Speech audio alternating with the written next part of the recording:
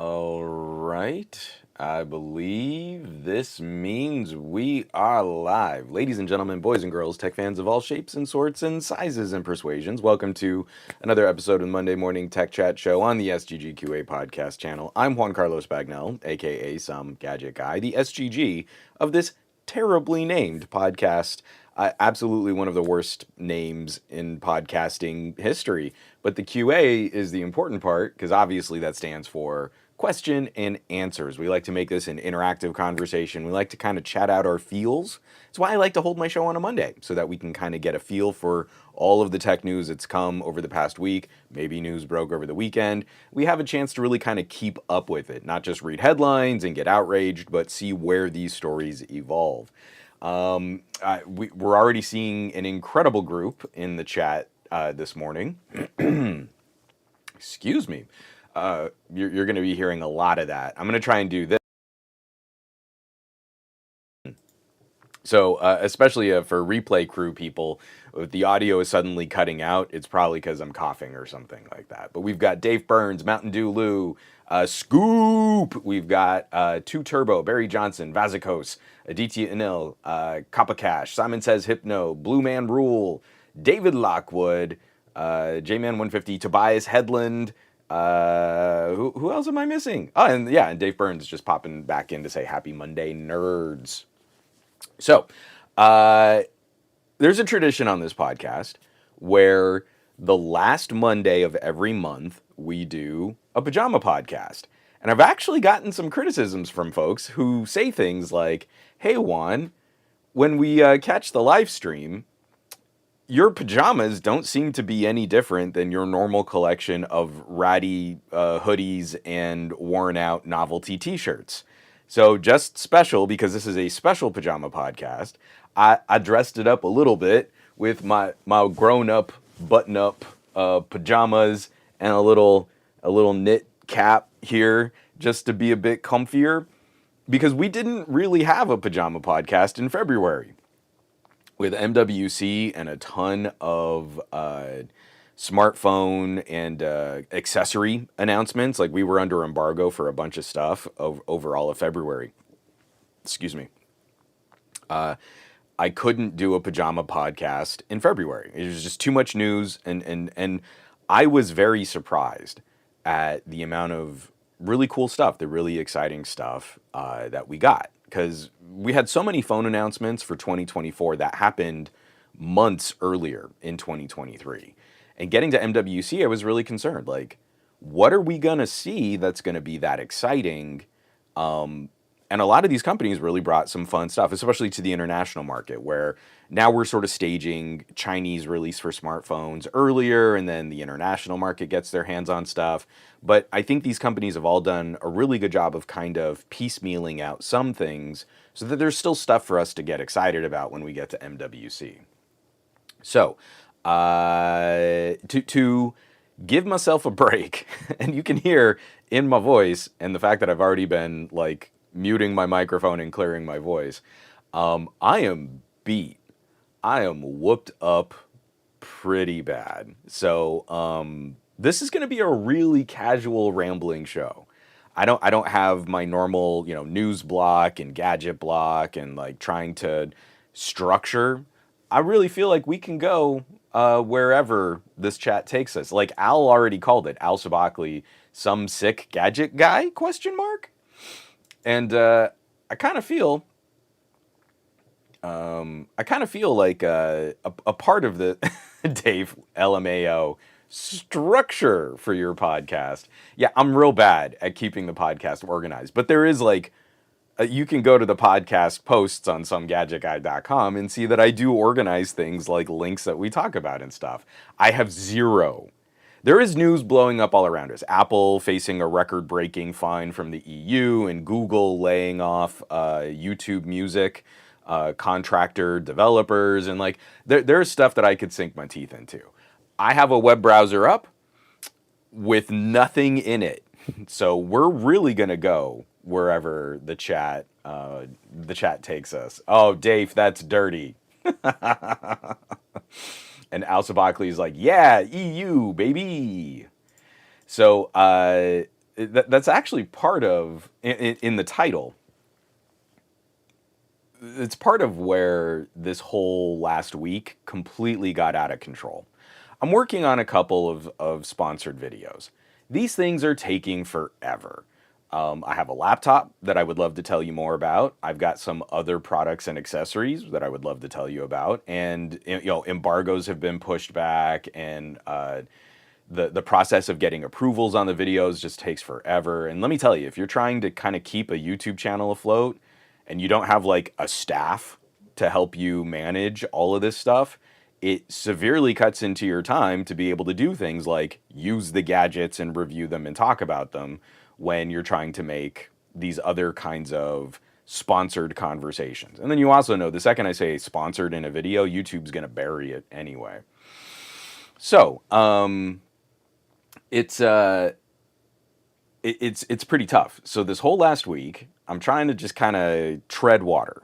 We got an early video out because the folks at Vivo, and we can talk about that too. I have no idea what I did with my Vivo. My Vivo is gone. Well, that's no good. I had the Vivo V30 Pro on my desk because I wanted to at least be able to hold it up today, and it's this really cute little fashion phone with an incredible little selfie camera thing on it with a fill light. Oh, it is. It's back here. Okay, at least it was on. At least it was back in the bookshelf. And we can talk about this too if you guys want. But I got that video out. The embargo lifted before our show on Monday, and then I didn't really get anything else out last week because any downtime I had where I could get upright and I wasn't completely, out of my gourd, I was working on these sponsored videos. Tuesday of last week, I started getting this little in my jaw. This little like tension, this like little knot. And it's a couple weeks ago, something similar had happened. It felt like I had just chewed way too much gum, but only on the left side of my face. And it was stiff for like a whole day, and I kind of worked it out, and then a day later, it sort of just like eased up. But there were these moments where I would get this kind of like hot spit flavor in my mouth. It was pretty gross. Well, Tuesday, I start getting that little like, kind of tension again. So it's not something I can't work through. I can kind of talk around it, but hey, Tuesday, I'm just going to take it easy. Maybe I'm just working this all too much and I just need to get a little rest. So I didn't do any shooting. I just wrote. I just got some writing done, got a little editing done, replied to a bunch of emails. Tuesday was kind of an off day. Wednesday, the left side of my face starts swelling up like crazy. And it's asymmetrical. It's only the left side of my face. That little tension spot is starting to grow. Like it looks like I've got the mumps. The left side of my face is just completely distorted. And you're like, well, it really hurts to move my jaw, and I certainly can't put myself on camera looking like half Juan, half chipmunk. So I go to an urgent care.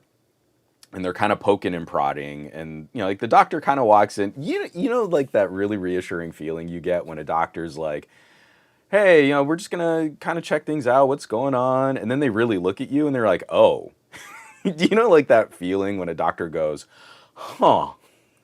Like that doesn't reassure me. That makes me feel very vulnerable right now. I'm a little scared that a doctor has gone, "Huh."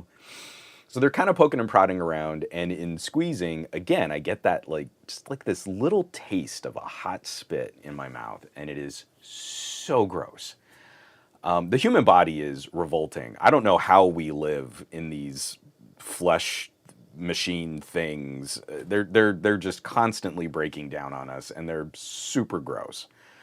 But it turns out, due to a combination of stress, not getting enough sleep, not staying properly hydrated. So, a J-Man 150, when you're giving me those things like to stay hydrated, I really should be listening to you more.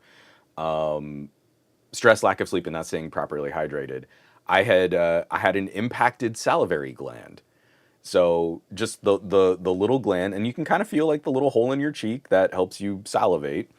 was blocked. Like these, it had gotten infected, it had gotten blocked, and then that blockage created an infection. And now my body was producing all of this saliva and it couldn't go anywhere. So it was just filling up fluid in the side of my face.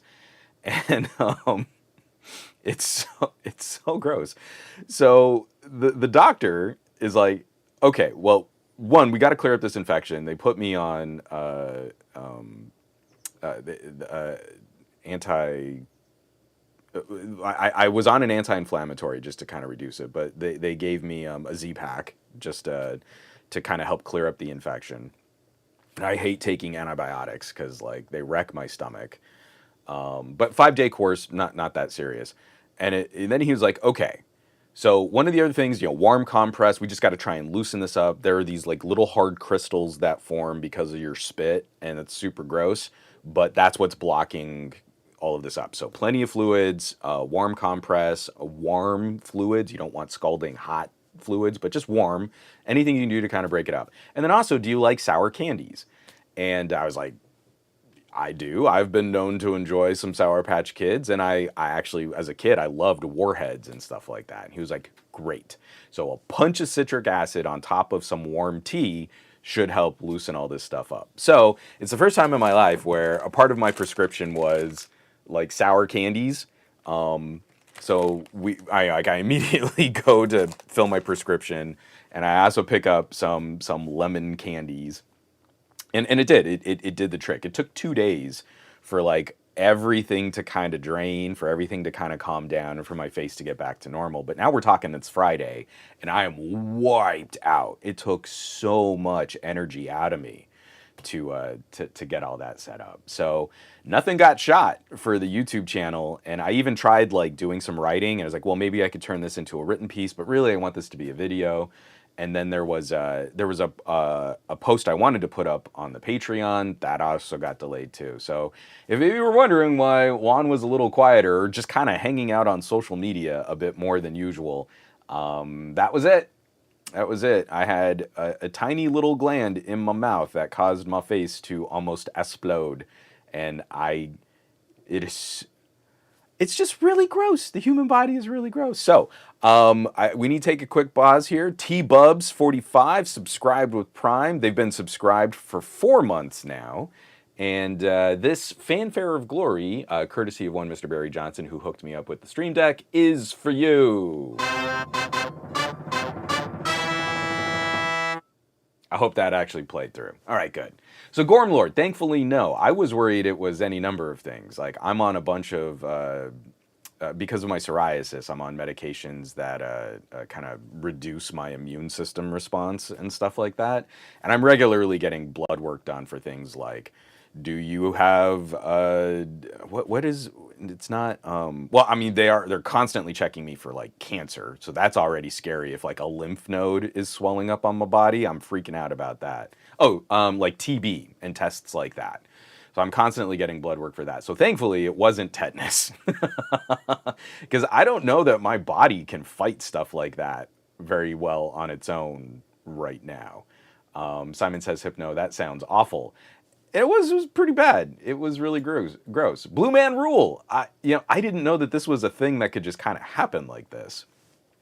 Blue Man Rule, I've had the same issue. Mine was a result of a bad root canal that was infected and transferred to my sinuses. Took a year to get it out, but injections of antibiotics fixed it. And I had an emergency root canal, I want to say about 10 years ago. And it was the same thing. Like, oh, there's like this little tinge, like this little like kind of metallic like nerve in my jaw.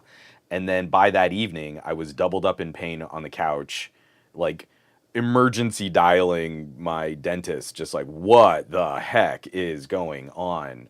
It was brutal. I take any kind of face infection probably over serious now because of that. So that happened. I'm sitting on the couch and I'm doubled over, and they remote fill a prescription for an antibiotic and also for a painkiller. And in the news that week was the news of a man who had passed away from a tooth infection because he could only afford one of the two prescriptions, and he opted for the painkiller instead of the antibiotic, and the infection spread.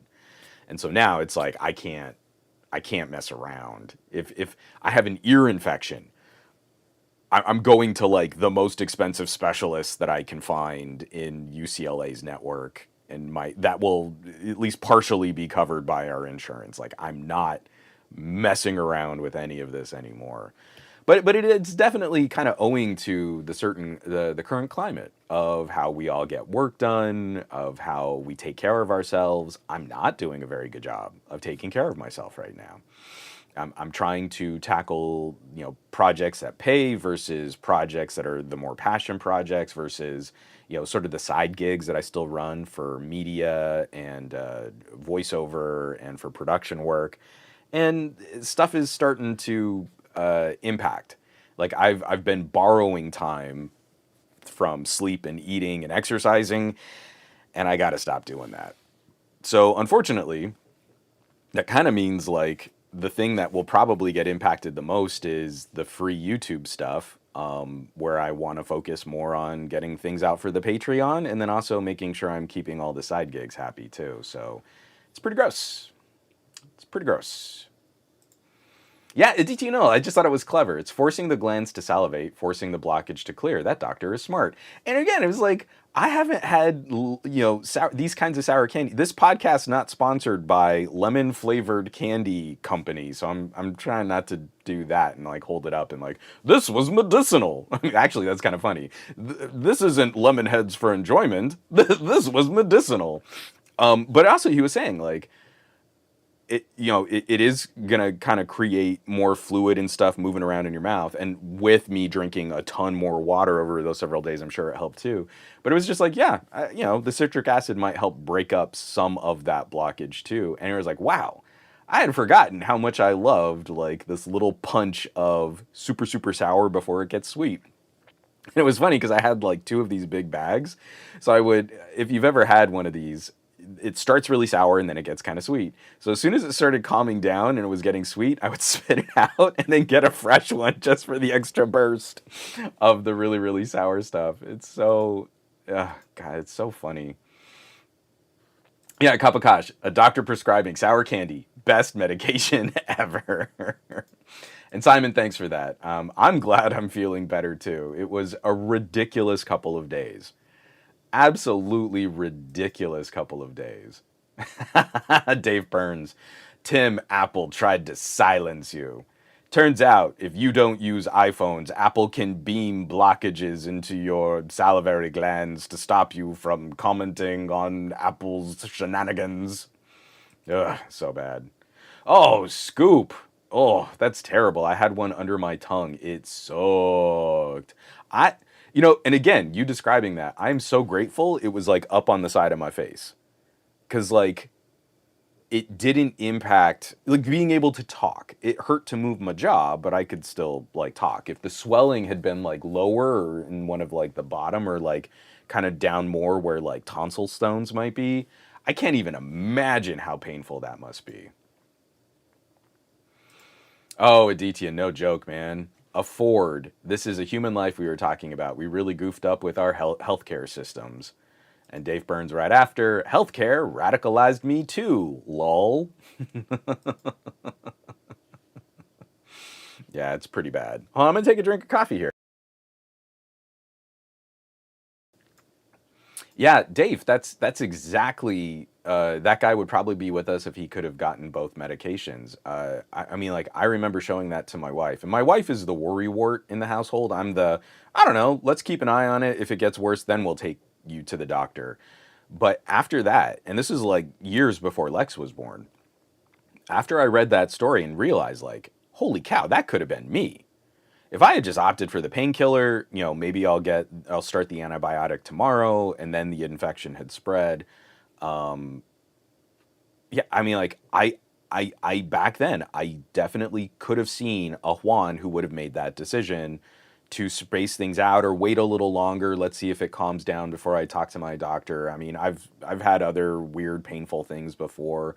Like I've always been that kind of guy, and ever since then, like anything that is changing on my face, I now immediately freak out. and it's like Danger Will Robinson flailing robot arms, and like I'm calling every specialist I can get my hands on.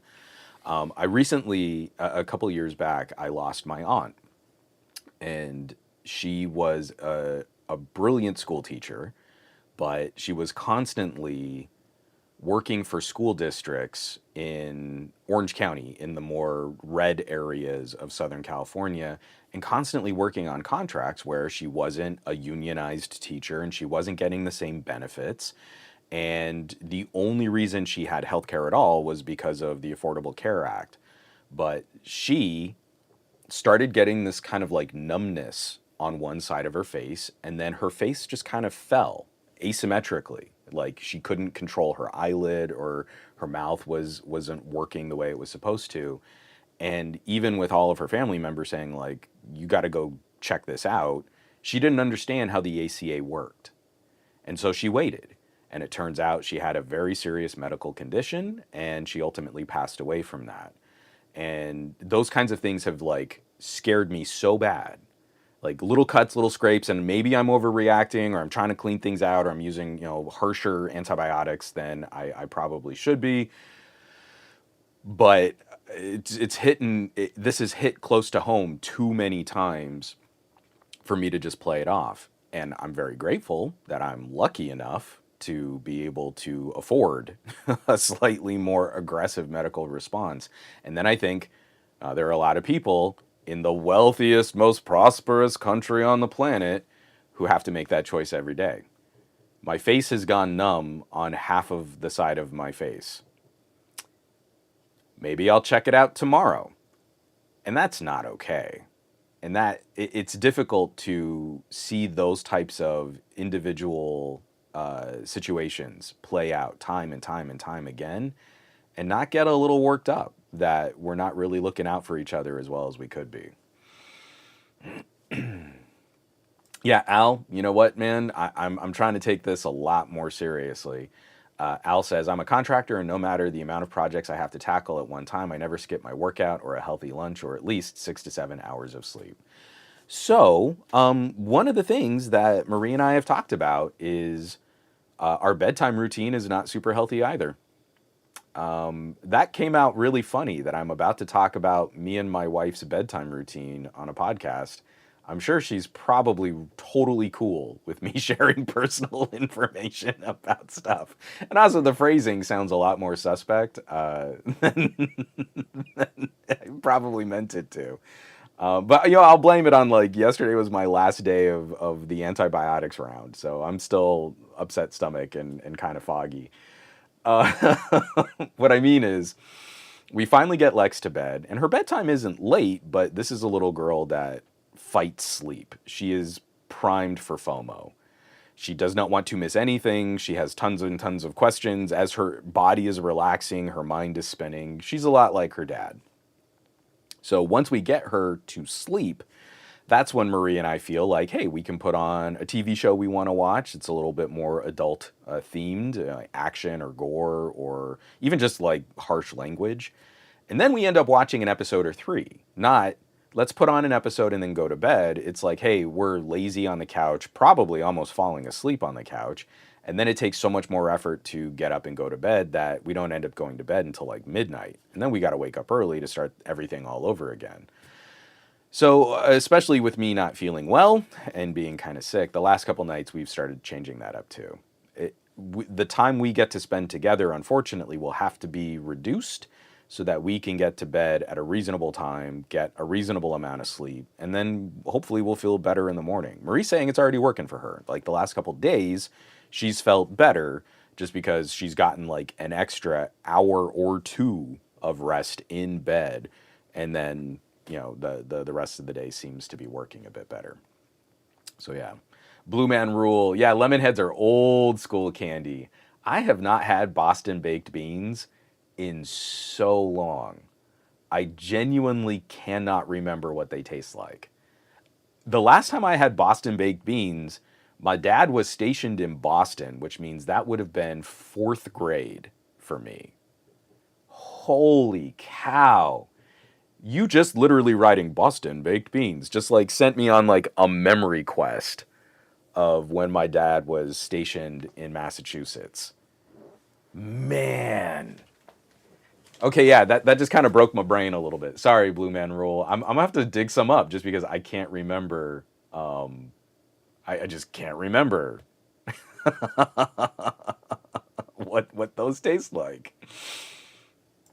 Oh, Dave Burns. The market will solve this issue, I'm sure. Now, excuse me while I help some insurance executives to a real nice time. Yeah, I kind of feel like a lot of the news and stuff too. I don't want to speak on political issues and how leftistly radicalized I've become, but just in general, there's a tone floating around, especially in like tech circles, where in years past it's been very, pick yourself up by your bootstraps. I am my own person and I don't need to collective bargain because I am an exceptional individual who always gets what I put up myself out there to get. But yeah, it seems like there's been a lot more chatter lately in the sort of libertarian leaning sectors of technology to start looking at the outcomes around things like collective bargaining and unionizing. So I'm hoping that some of those trends are turning. I feel like we have a long ways to go, but we can make some of these corporate business practices at least a little less fashionable. Because again, we keep talking about the economy in a certain kind of particular tone. When massive corporations are doing really well, we're all happy. But increasingly, the disparity between massive corporation stock price goes up because they laid off a bunch of people is starting to affect the tone of the conversation for the actual employees and the workers and the developers and the contractors and everybody else. Like again, the ire that's been kind of posted around this YouTube music situation, and I am not well read up on it enough to figure out what is kind of really happening and what the sentiment should be. But it's another example of Google doing something at a timing and in a time period. The timing on it is just terrible optics. So however people are interpreting that, even if it was totally above board and the employees are freaking out, we've had so many instances of big technology companies kind of doing some shady stuff. This is another one that's just a terrible look for Google at exactly the wrong time. And I feel like that's kind of the beginning. That's how we start building the momentum on saying, no, our relationships between customers and manufacturers, and then those manufacturers and then their employees, it needs a market correction. I don't know what that looks like. I actually don't have a good solution on how individual corporations should be doing business on either side of their consumer electronics interactions. But I think we all agree that something needs to change, that something needs to be sort of shook up. DT Anil. Juan, wrong show. Wrong show. Yeah, that's my OnlyFans show, apparently, not my public YouTube broadcast.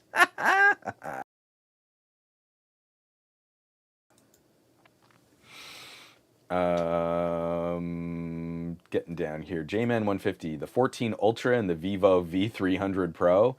I wish I had a 14 Ultra. I'm still reaching out to Xiaomi PR.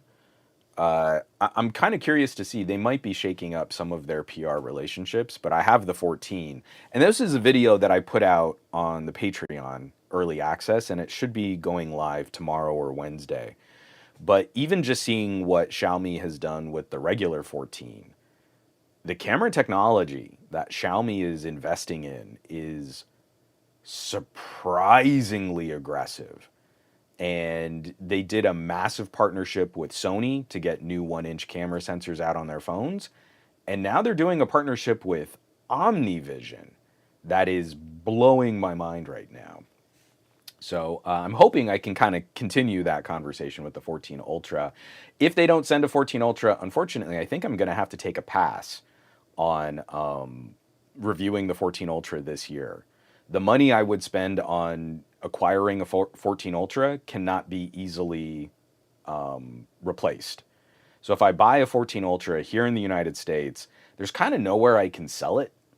Like that's why I still have my 12S Ultra and my 13 Ultra. I'm using them as production B-roll cameras, but also I can't really get rid of them. I can give them away, but that doesn't help replenish. Like if I buy a Motorola, it devalues crazy fast, but I can still get a couple $100 for it. If I decide to flip a One Plus, I can get a couple $100 for it. Spending $1,400 on a Xiaomi, sure, I could probably sell it off on Swappa for a couple $100, but then that puts me significantly more in the red to talk about other gadgets and products. And the money that I'm trying to save against buying every phone that comes out this year is I really want to spend more time with laptops as we get to the summer. So if I can pick up a Snapdragon powered X Elite, and I'm assuming that laptop is going to be over $1,000, well, I have to make the choice between buying the Xiaomi 14 Ultra or buying one of these laptops to really talk about something that I think is even more exciting. It's newer. It's going to have a much bigger impact on our tech purchasing decisions moving forward. A DTNL, like I'm trying to change it up. I don't know how successful I've been, but saying my sleep schedule has become non-existent. I got to take care of me. 11 o'clock, I got to get to bed. So it's the thing. Like we can also just kind of look out for each other. Like, hey, doing well. You getting some sleep? Like there used to be all of these like conversational relationship things. Like, hey, you're working hard, or hey, you're slacking off. Like, I don't know. I actually haven't worked in an office for so long. I don't know how people talk to each other anymore. I think they just say something ridiculous and then end it with lol because they're saying LOL, and that's hilarious.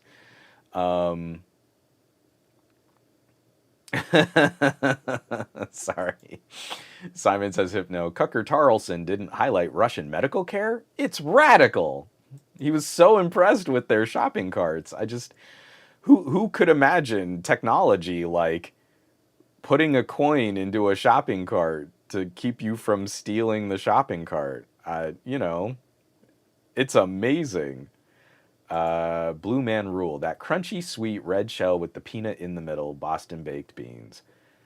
And I mean, it's like a candied nut. I'm trying to recall what they taste like. It's driving me crazy. I'm gonna have to go and I'm probably gonna have to order some. I cannot remember the last time I saw them on a store shelf to purchase. So I'll see what I can do. Maybe for another future pajama podcast, it's just the crunching sounds of me eating on a microphone, because that won't drive anyone crazy. Chewing sounds amplified with incredible recording technology. So, I would like to switch gears because... Oh, let me get this one comment and then we're going to switch gears. So, Gabaletta says, I would go with the laptop. As exciting as the 14 Ultra is, these new Qualcomm-powered Windows on ARM PCs, man, that's a mouthful, is more interesting to test out. And I agree.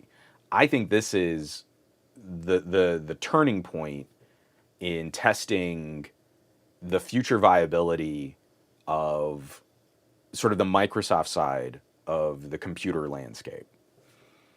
At present, there are incredible Windows machines that you can buy. Hold on one second.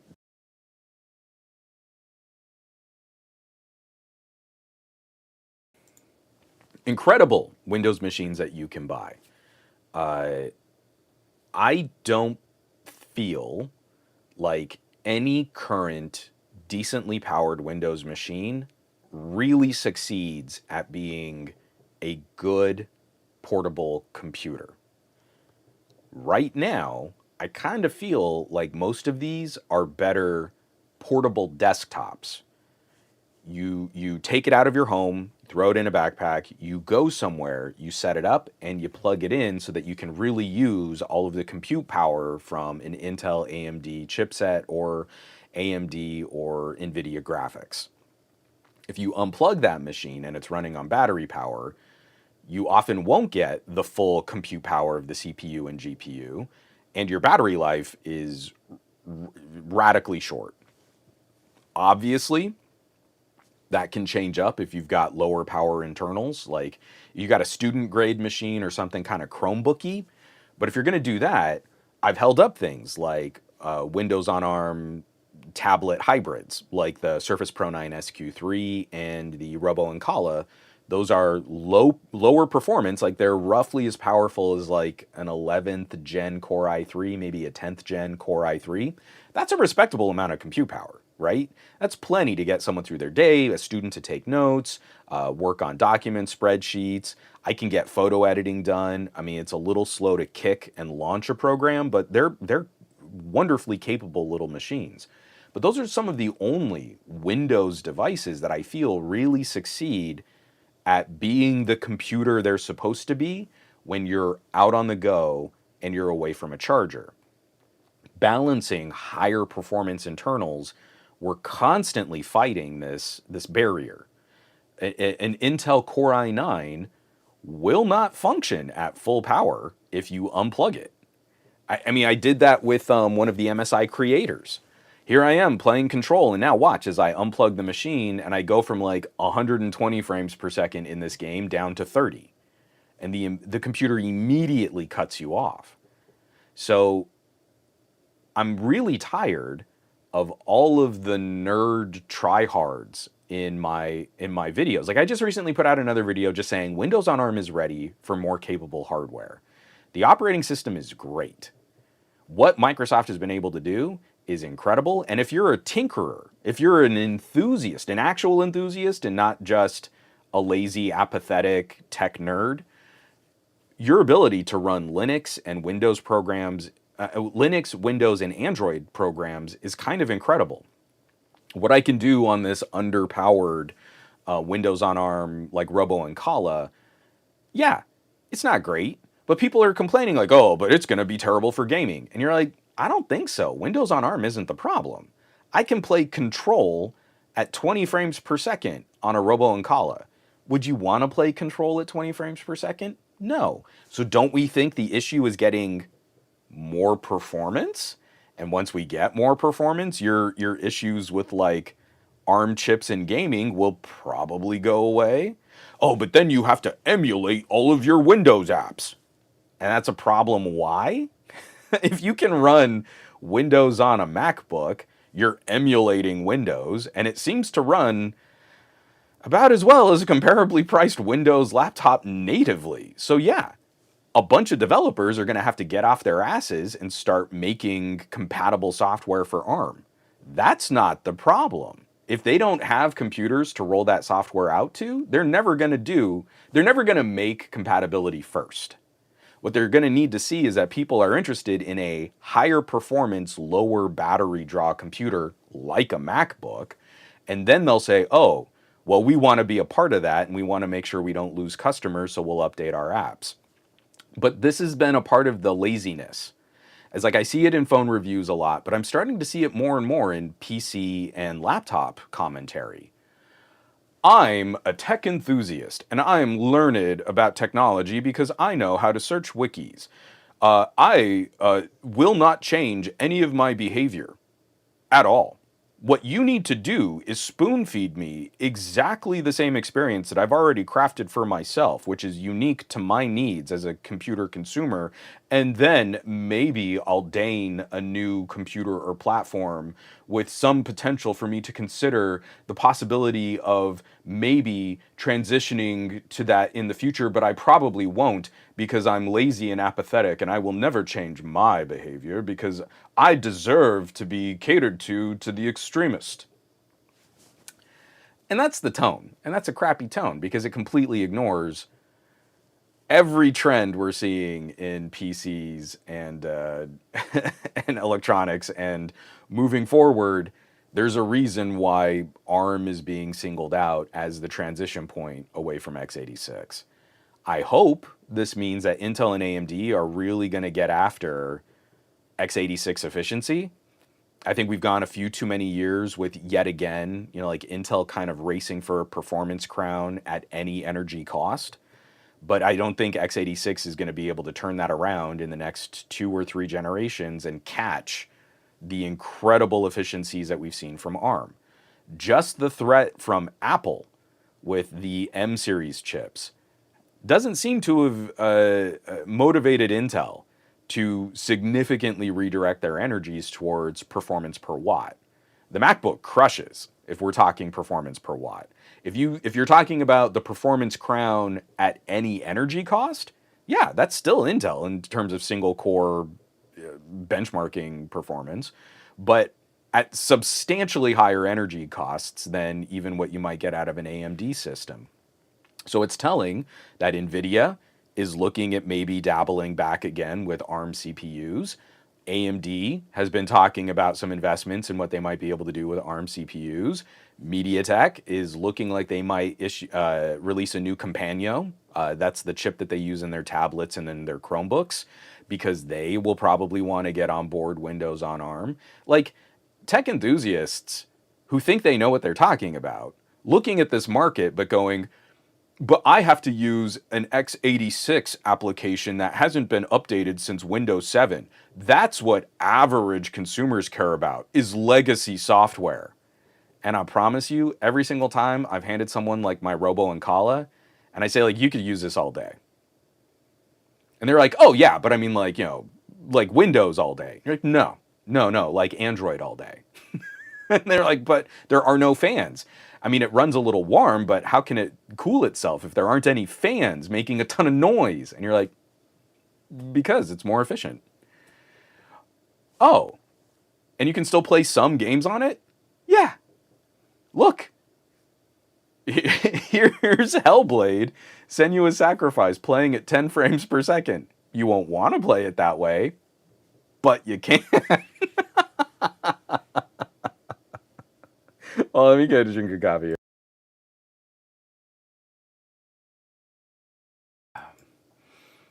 And again, this whole notion of techies where they're trying to speak for the lowest estimation of what they think an average consumer is, completely ignoring that most of these so-called average consumers could probably get all of their work done on a mid-spec Chromebook in like the $300 to $400 range.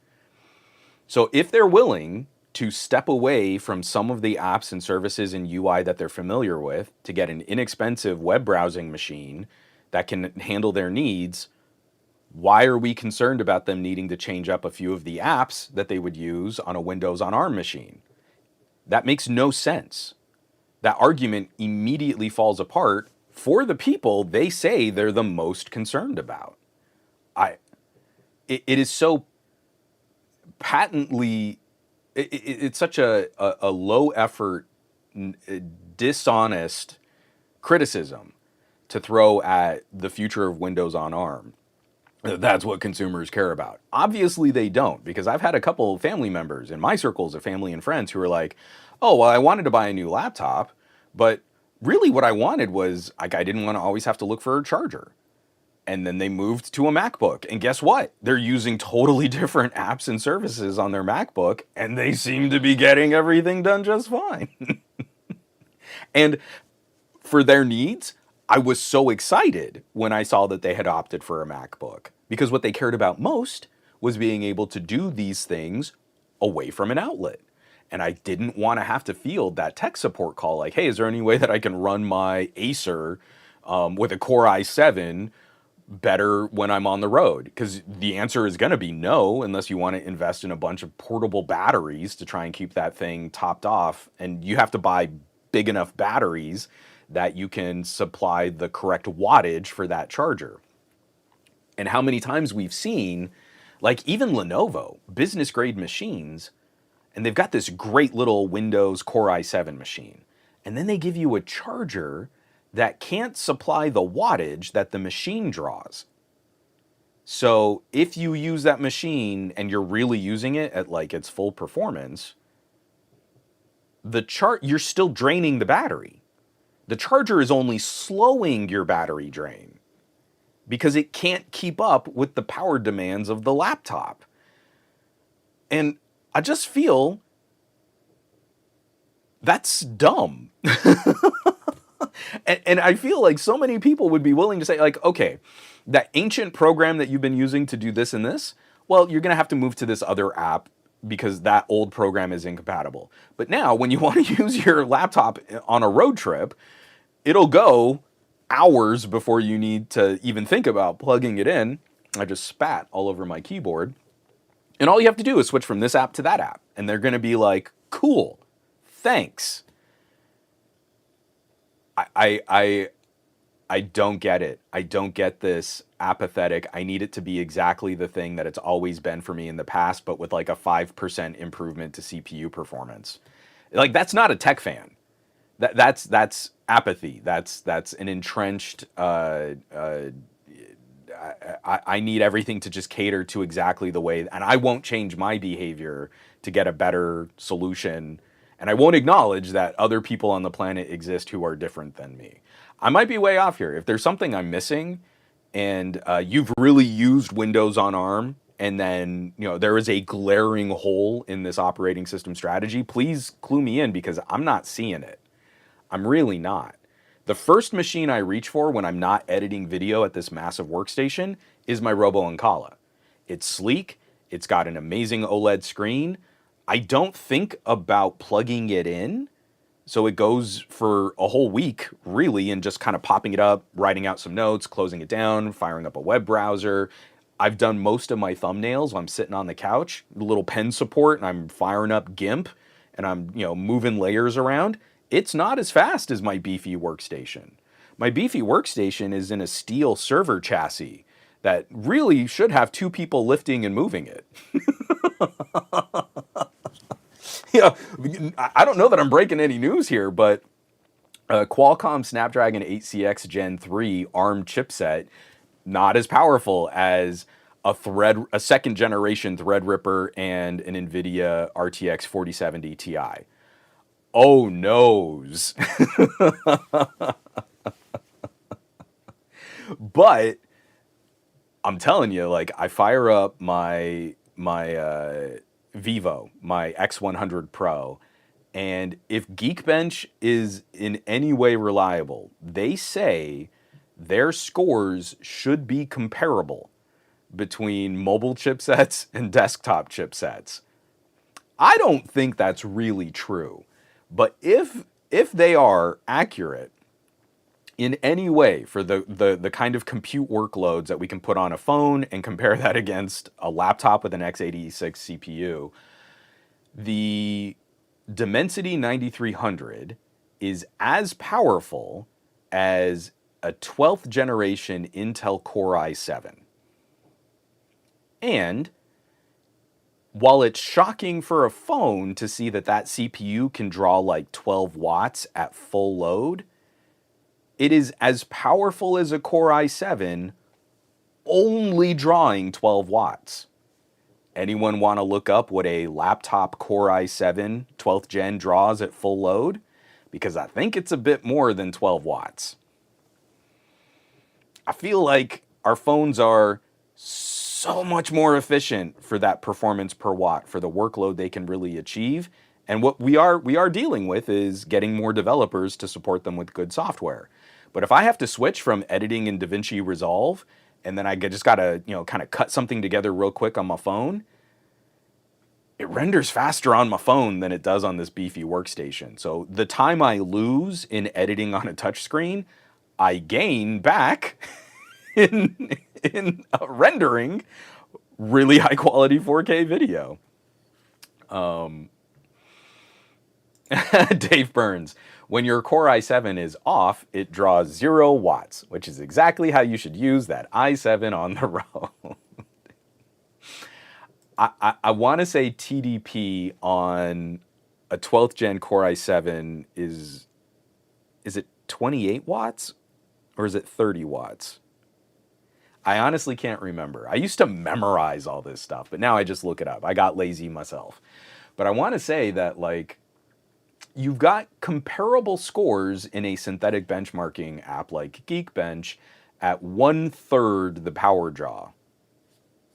And the fact that we aren't putting these in our laptops, especially our consumer and student grade laptops, is shocking to me. I've been ready since the Snapdragon 855. Put a Snapdragon 855 with active cooling in a Chromebook, and you have a monster Chromebook. And ever since then, we've been getting more and more and more compute power. What are we doing with it? I don't care what form factor the compute power comes in. I only care that it has more compute power and I can do more stuff with it.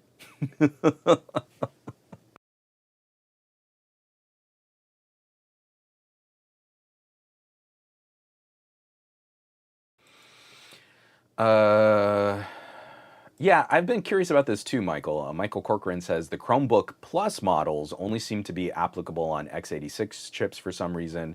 Maybe if Snapdragon stopped making those chips for Chromebooks last year. I don't. I'll be curious to see. So part of this is Microsoft has had something of an exclusivity with Qualcomm for making Windows on ARM. In trying to develop an ARM-based operating system, Microsoft has struggled for a long time. All the way back to like the earliest days of Windows 8 and Windows RT. Absolutely, Microsoft deserves a ton of, well, one, a ton of mocking, but also a lot of scrutiny and criticism over how they've tried to dabble with more mobile devices. I don't think anyone would argue with that.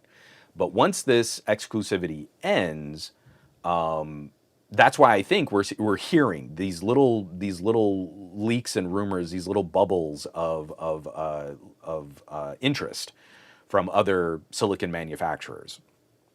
And I would say one of the driving competitive forces in like Chromebooks has been MediaTek.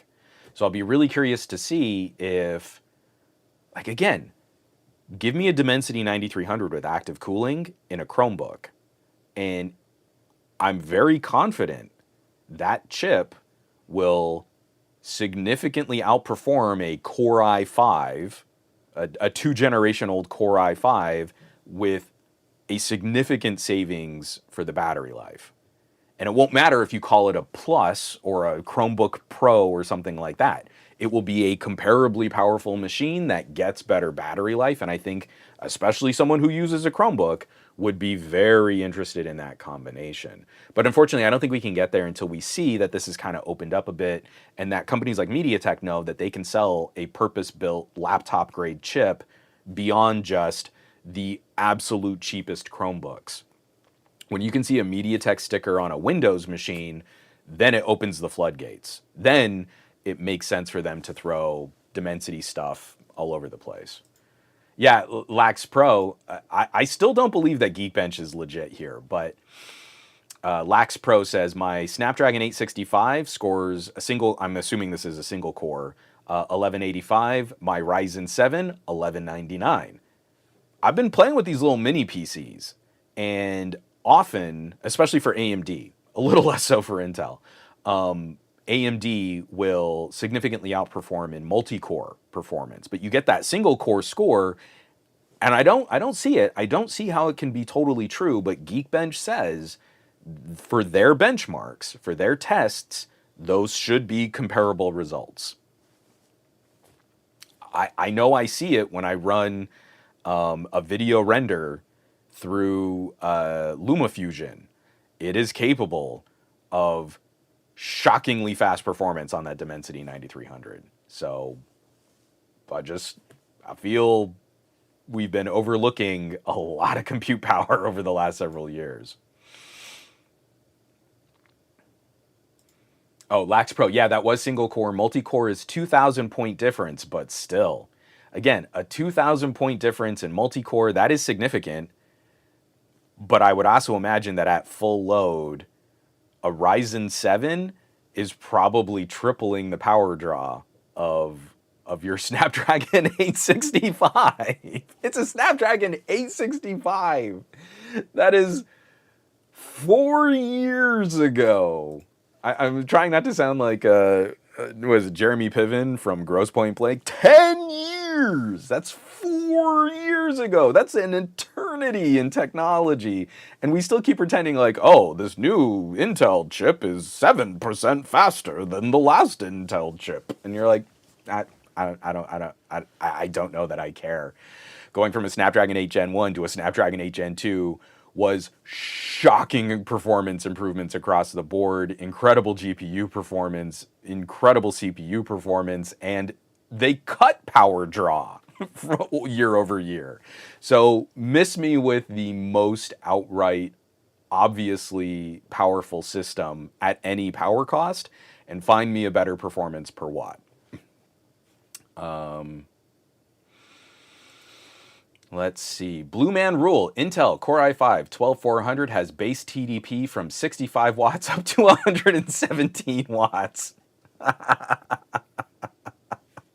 Lax Pro. That's the funny part. It's 10 times.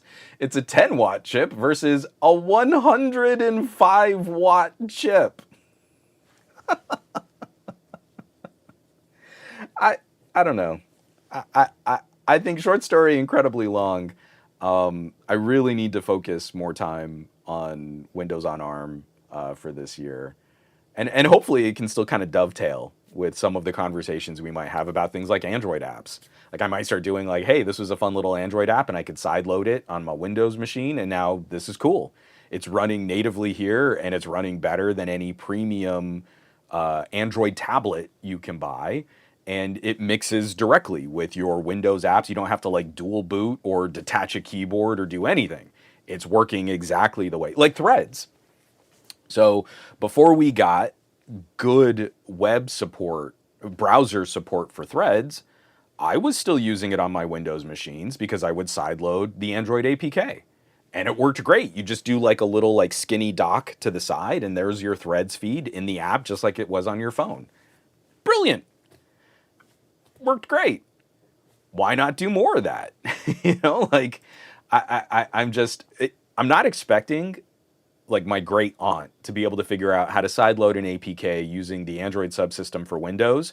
But if you're telling me you're a tech enthusiast and you're seeking out videos like mine to complain about legacy x86 software running on Windows and ARM in an emulation layer, and you can't figure out how to sideload an APK, maybe you're not as tech enthusiasty as you think you are. I'm just putting that challenge out there to all the people that seem to have so many issues with Windows on ARM. There was another question in here that I wanted to get to, but I'm very good at going off on the tangents. Let me get another drink of water.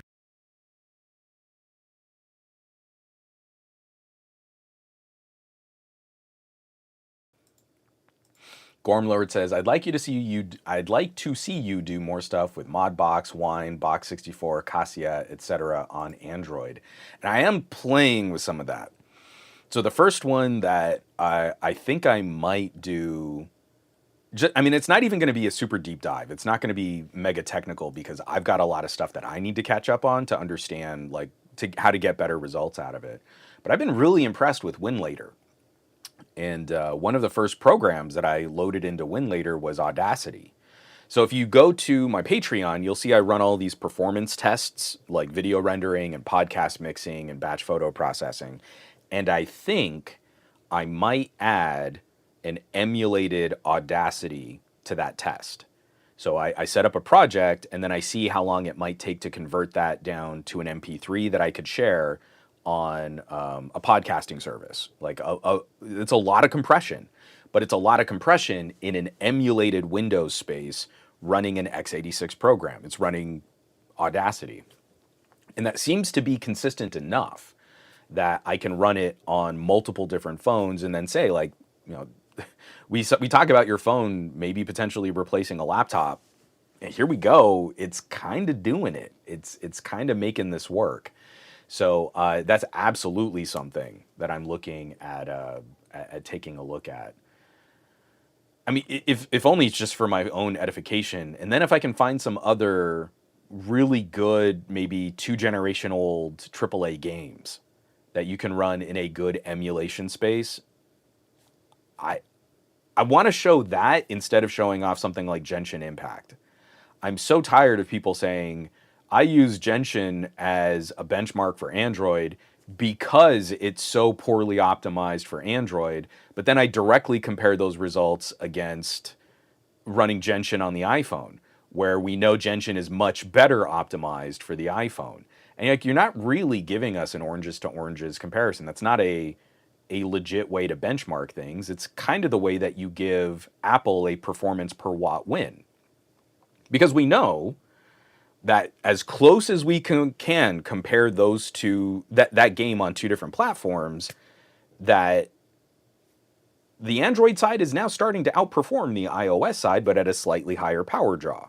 So if Genshin Impact were properly optimized for Android in the way that it has been properly optimized for iOS, we would see a significant improvement in scores over a comparable year or comparable generation of iPhone. But that's on the developer. So I'm not going to sit here and play a game I don't really like. I don't really like Genshin Impact, and then use that as data to try and tell you about performance improvements in Android land when, oh yeah, I mean, like the iPhone gets 2 frames per second less, but it draws like 2 watts less power at peak performance. And you're like, no, that's so dumb. Don't do that. But if I show you a game that is really well optimized for Android, like Alien Isolation is surprisingly well done for Android. And now I can use that and I can kind of open up, like you can go into the little settings document and edit like what kind of frame rate that you'd want the game to try and reach. And when I can show you even a Dimensity is playing this game at an average above 100 frames per second, how are we not crazy excited about that kind of performance from a phone? I've got a Steam Deck where I see chug on Alien Isolation where the game can't sustain 60 frames per second smoothly at 720p unless I go in and I really kind of tweak in some of the performance settings and I'm playing around with my FSR and stuff like that. My Steam Deck is a wonderful, capable little mini computer, and I adore it for gaming. I play more games on my Steam Deck than I do on my beefy rig here. But then I can pick up a phone, and I can almost double the sustained frame rate of my Steam Deck on a phone, which does not have active cooling. Which means if I add like one of these little like coolers, so if I don't mind the fan noise of a Steam Deck, I'm certainly not going to mind the fan noise of a little clip-on thermoelectric cooler. I can keep a higher sustained frame rate on my phone. So again, it's not a problem of compute power and platform. It's trying to convince developers that if you take the time to really make a good port, we want to get consumers excited about that and ready to support it and to pay for it. I've purchased Alien Isolation on 3 different platforms now. I love that game. I'm willing to buy it pretty much anywhere else it might show up. But for good reason. On Android, it's actually now one of the best versions of the game. Like, when you really want to play it in its nicest, most fluid kind of state, and I don't give up on the fancy things like the chromatic aberrations and the kind of film grain look that the game supports, that's all on Android too. It's really nice. I like it a lot. Well, let me get another drink of water here.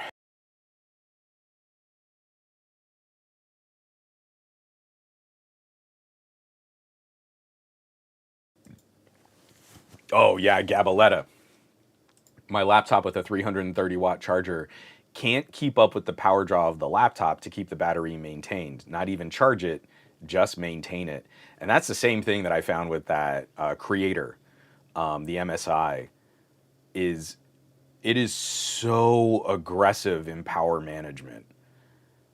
The charger, the brick that MSI includes with their Creator line is beefy enough to hold you in place. But if you're running that thing super hard with like GPU rendering and DaVinci Resolve, your battery isn't charging. Your battery is kind of staying put because there's just so much power going through that system.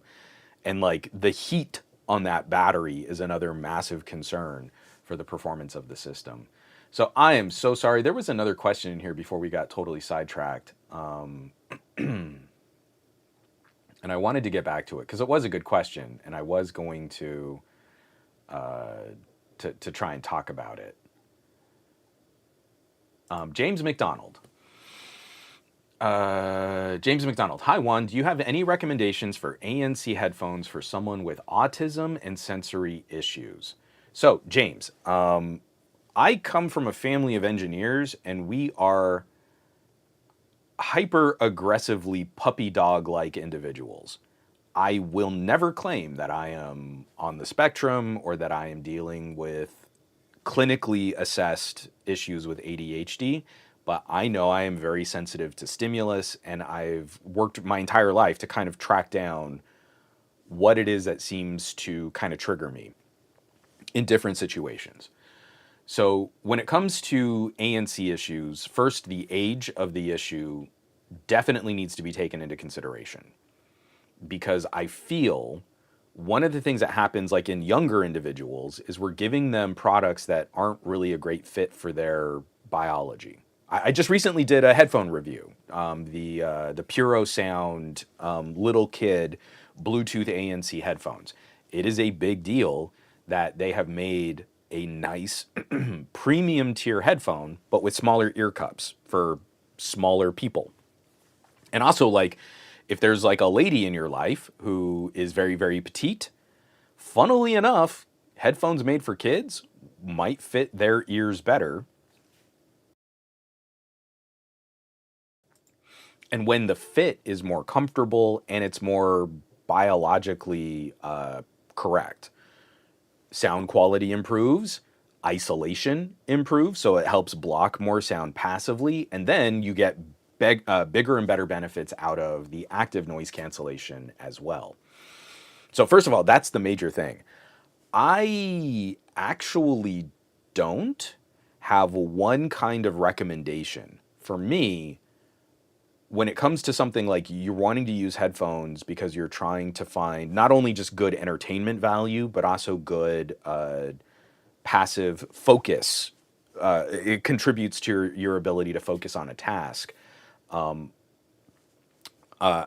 like features that I like headphones, and I like features that include things like white noise generators.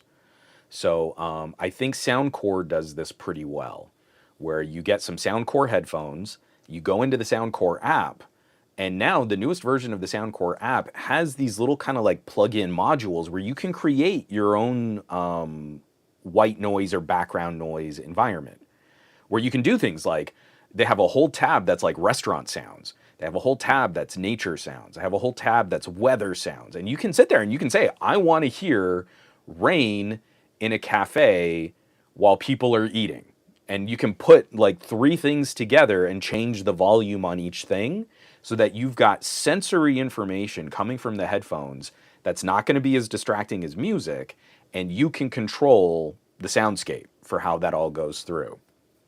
I know OnePlus earbuds also have a really good set of, it's not as customizable, but it's a really good set of pre-developed, what am I trying, pre-created white noise generating machines. And so like on the OnePlus Buds Pro, you would long press and then it would kick over into sort of a sound mode, and it would give you this kind of white noise or background noise for that. First and foremost, fit is the most important part, especially for someone who's already sensitive to sensory issues. An uncomfortable fit is immediately going to be a deal breaker. They have to be the type of wearable that is so perfectly right for their skull that they can immediately ignore that it's on their head.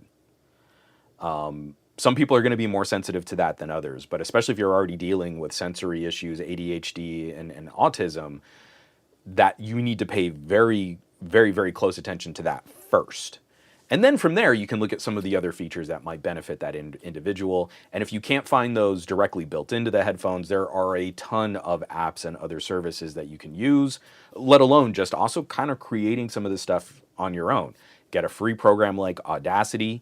You can edit audio really well in DaVinci Resolve for free and do things like, hey, I just got this 4-hour recording from YouTube of sitting by a lake, and it's 4 hours of just hearing like water kind of wave in and out from a lake, and you can hear like a boat on a dock like bumping against the dock, and you take that and you dump it into DaVinci Resolve, and then you can kind of change up the layers on that, and then maybe also throw on some wind blown rustling leaves just to kind of mask some of the transitions and the repeat marks, because that was the problem for me. I used to try and sleep with a noise generating machine, and I had to get rid of it because every single noise had a distinct loop. And so, especially like rain, for the first night I had it, the rain was like, oh, I loved the sound of this like rainfall. And then I heard the second night I had it, I clicked. And every time I hear this kunk kunk, that's the loop. And it was like water torture. I was just sitting there waiting for the kunk kunk, and I couldn't go to sleep. I would not let it go. My brain was latched onto finding the loop and listening for the kunk kunk. Drove me nuts. So I would switch to another. I didn't like the wind one as much, but let me just switch to the wind. It's just something to kind of block out the sound around me. The next night, found exactly where that loop was. Switched to some other. It was like a I forget. It was like supposed to be crowd noise. I don't know why you would want to fall asleep to crowd noise, but it was like I was so desperate. So I switched over to crowd noise, and that same night found the loop. And it was just now a game in my brain to defeat the noise generator. So instead, now when we travel with some kind of white noise machine, I actually do get one of the fans. Well, it's not a fan, but it's basically something that spins, and then you can twist the case to change the pitch and the tone of the thing that's just making a constant droning sound. And now we travel with one of those too, so that all three of us can kind of just block out like noises around our hotel. But sorry, I've gone off on a tangent again. Fit and finish, find some really, really good features that can kind of complement good fit and finish. And then from there, I think you'll have a good recipe for success in helping someone deal with sensory issues. I'm exactly that kind of guy who will now bring earbuds to crowded events. My daughter, she just started playing softball, and they did this really, really cute parade. We went out to the high school, and all the girls, like, they dressed up for their team theme. They had, like, a little banner announcing their team, and they did, like, kind of a short little dance to music. And the PA systems that they were using were so overcranked and harsh and distorting. It wasn't too loud. I actually measured the sound. It was something like 90 dB right up front. So if you were in the stands, like, you were fine. It wasn't like an OSHA violation in loudness, but the sound was so piercing and harsh. I popped in some earbuds. Turned on the ANC, and then just left them not playing anything. And it's the only way that I could have survived sitting through this cute little parade. It was so awful. I hated it so much.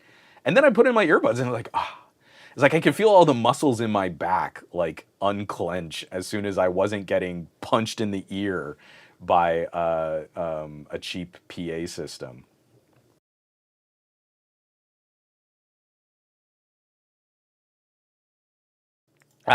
Simon says, no, I watched an Arrested Development documentary last night, and David Cross ranting about Fox reminded me of Juan. Can you send me a link to that? I would absolutely just love to kind of listen to David Cross go unhinged. Oh, Michael Corcoran, Barry at the dentist. That's stressful. Yeah, we were just talking about like face infections and stuff. I hope he's doing okay. I hope it's not like a root canal or a filling or anything like that. Aditya Anil, the rains that fall be blessed.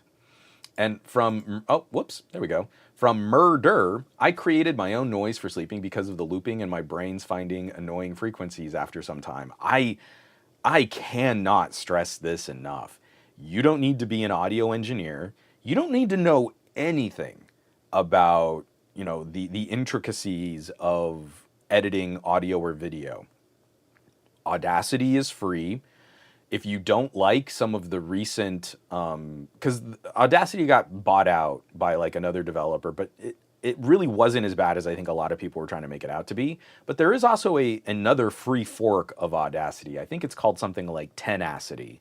You want to make sure it's like the most open source you could make a version of Audacity open source, you can get that. Or you can also pick up, it looks really intimidating and it's really robust, but editing audio in DaVinci Resolve is pretty nice. Ever since switching over to DaVinci Resolve, I have not bothered with installing Adobe software. I used to live out of Adobe Audition, especially for voiceover work. I haven't bothered with Pro Tools. I've given up on all of the old Sony software like SoundForge and Acid, and there's another like Magix Music Maker, because Sony sold off all of those really great audio editing apps to Magix. I haven't really bothered. I do occasionally fire up SoundForge because I really like SoundForge's noise reduction plugin, but you're not going to care about that. Literally, you're not going to care about that because you're trying to create noise. You're not trying to reduce noise in a recording. I can't tell you how amazingly empowering it can be to say, I really need to fall asleep with this kind of background sound. And then you can make exactly that kind of background sound, and then you can make it for as long as you want it to play. So it's not on a loop. You can create the sort of patterns in the sound files that would help you not be able to hear exactly when things are looping, or if there are frequencies in there that are kind of grating or annoying to your ears. And then you can just let it run, and you can do it for free. And even doing it like the very, very first time, from installing Audacity to getting a piece of audio out, we're talking something that, if you have any curiosity for this stuff, should maybe take you like an hour. And I think that's an hour well spent. From Steve Pogue. As someone on the spectrum, I recommend the sound. I second the Soundcore recommendation. I have the Space One and Space A40, and they serve me well. Also, at big crowded events, I bring some IEMs to use as sound dampeners. It helps pay attention to the important sounds and better tolerate the other noises. And I've even started wearing earbuds and earplugs in movie theaters. It helps reduce all of the crowd chewing sounds all around me. I don't think so. There was recently like another article that kind of came out about people complaining about some of the theatrical run for Oppenheimer.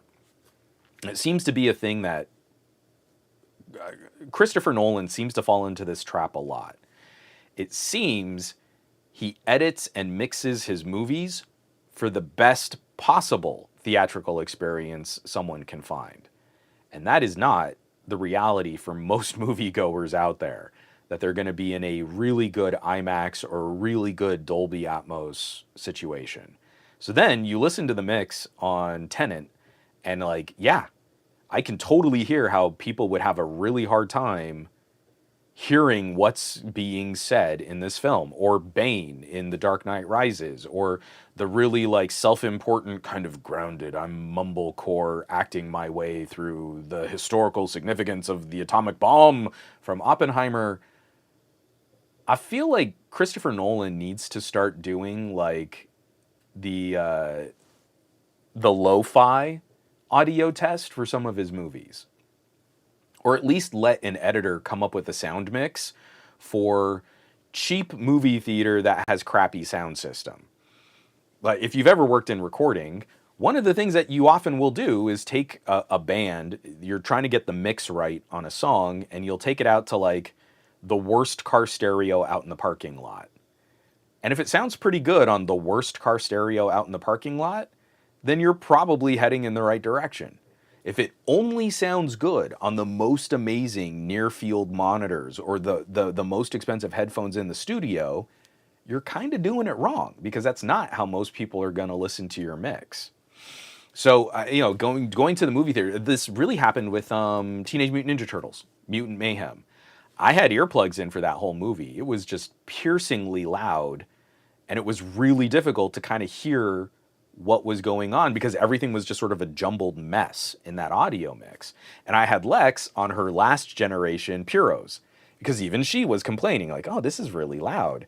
And so she's wearing her noise canceling headphones, and she could hear the movie better. So I just think it's we're not doing a good enough job of kind of sharing those hearing health experiences. And I put out that video on the new Puro headphones, and I think it died at like 700 views. I have 160,000 subscribers. A lot of them have followed me over because of how I used to talk about camera tech and audio tech.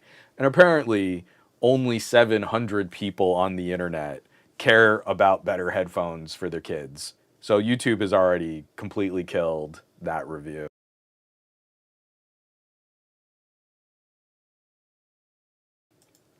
Oh yeah, Kapakash and Lax Pro also talking about using fans. One, just to have like airflow in the room, absolutely. And then there's the noise. There's the a very consistent but not perfectly looped kind of sound. And so yeah, that kind of stuff definitely helps. JMan 150, I sometimes use my Pixel Buds Pro or my XM5s, and I'm also autistic. I think as soon as you find a good, comfortable fit that you can sleep with, I can't sleep with cans on. I actually can't sleep with anything on or in my ears. I just can't do it. I'm a side sleeper, and as soon as like an earbud kind of gets pushed up into my skull from my pillow, I'm awake. I'm terrified. Oh no, what if this like damages my ear or I'm not paying attention or something like that. So I'm really envious of people, especially people who can like sleep on their back. The only time I can fall asleep on my back is like if I'm on the couch. Which is like the worst way to train your body to fall asleep. Don't be like me, is what I'm saying. Don't be a side or stomach sleeper who can't use comfortable headphones.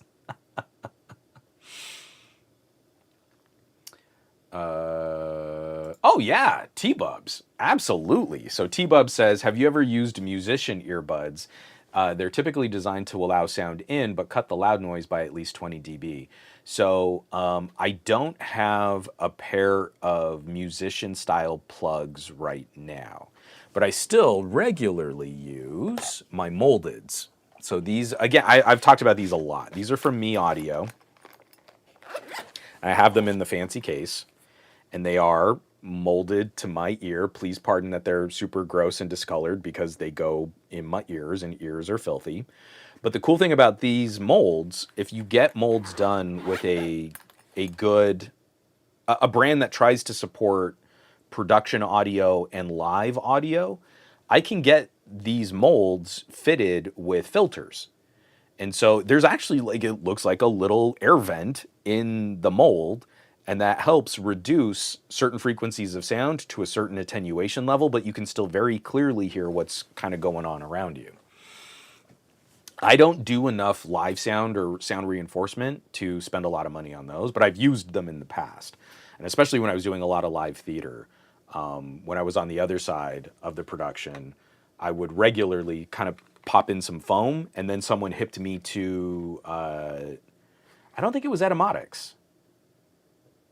I can't remember who made them, but it looked like a traditional earplug, but it had a little vent in there. And that's when, like, you know, my brain kind of exploded, like, oh, of course it's physics. Sound is just physics, and you can do really cool things to change up how our sound works. So Colonel Corn Pop asks, do you prefer concert earbuds or just use what you have with you? So one of the reasons why I keep the things with me that I do is because they have proven to work and help me out. I almost always, like if I have my backpack, I almost always have two different pairs of wired IEMs. Just foam tips, something that I know fits me comfortably. I can wear them for hours if I need to.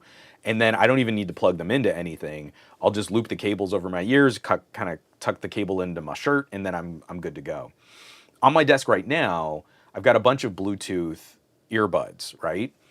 So I still have the OnePlus buds just because I've been kind of bringing this up a lot in videos and reviews, but I don't wear these very often. For me personally, they don't stay put in my ears.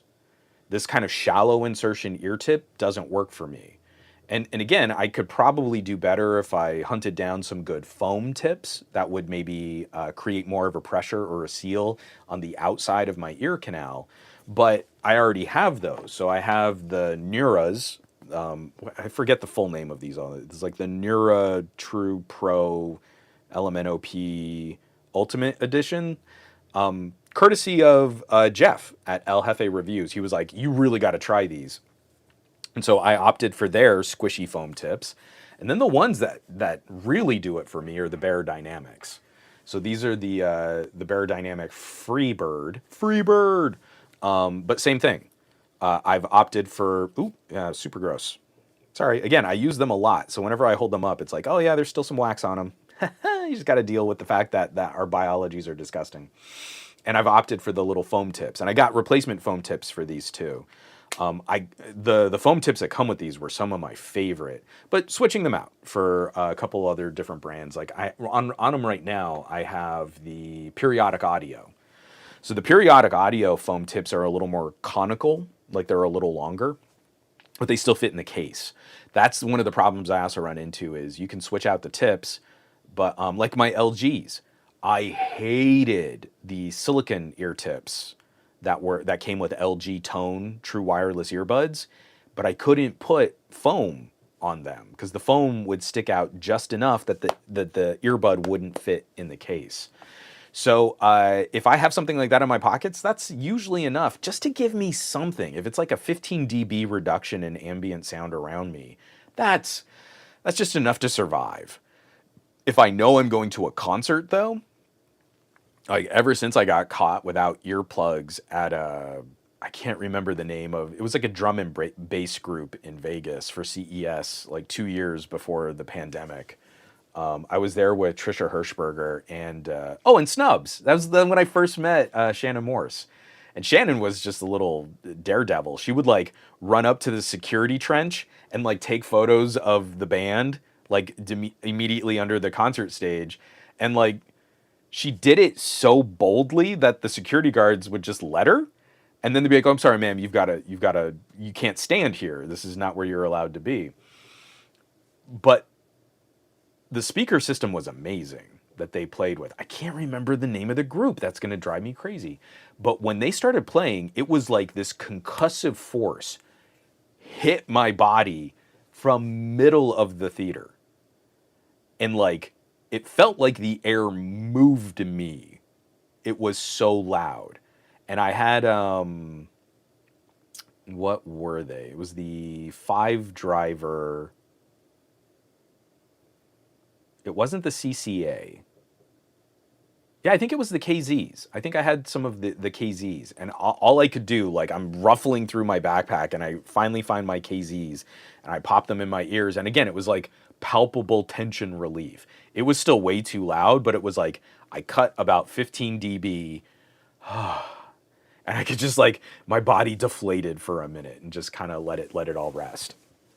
Whenever I know I'm going to be in a concert-like situation, I try to bring proper earplugs. But even just being able to pop in some earbuds is enough to help. And it does. It significantly improves my music going and concert going experience. And then at the end of the night, I pop them out of my ears and my ears aren't ringing. It's like I take them out of my ears and like, oh, I can hear everything again. But like, oh yeah, everything's comfortable. Everything's fine. I'm not in any discomfort. I'm not hearing like Charlie Brown teacher voice from people standing right in front of me because my ears are so numb that they tried to reduce like my discomfort. It really is lovely. I highly recommend finding that good fit of passive noise canceling earbuds or headphones or something. And then you just have to be in the habit of always having them with you. It's really nice.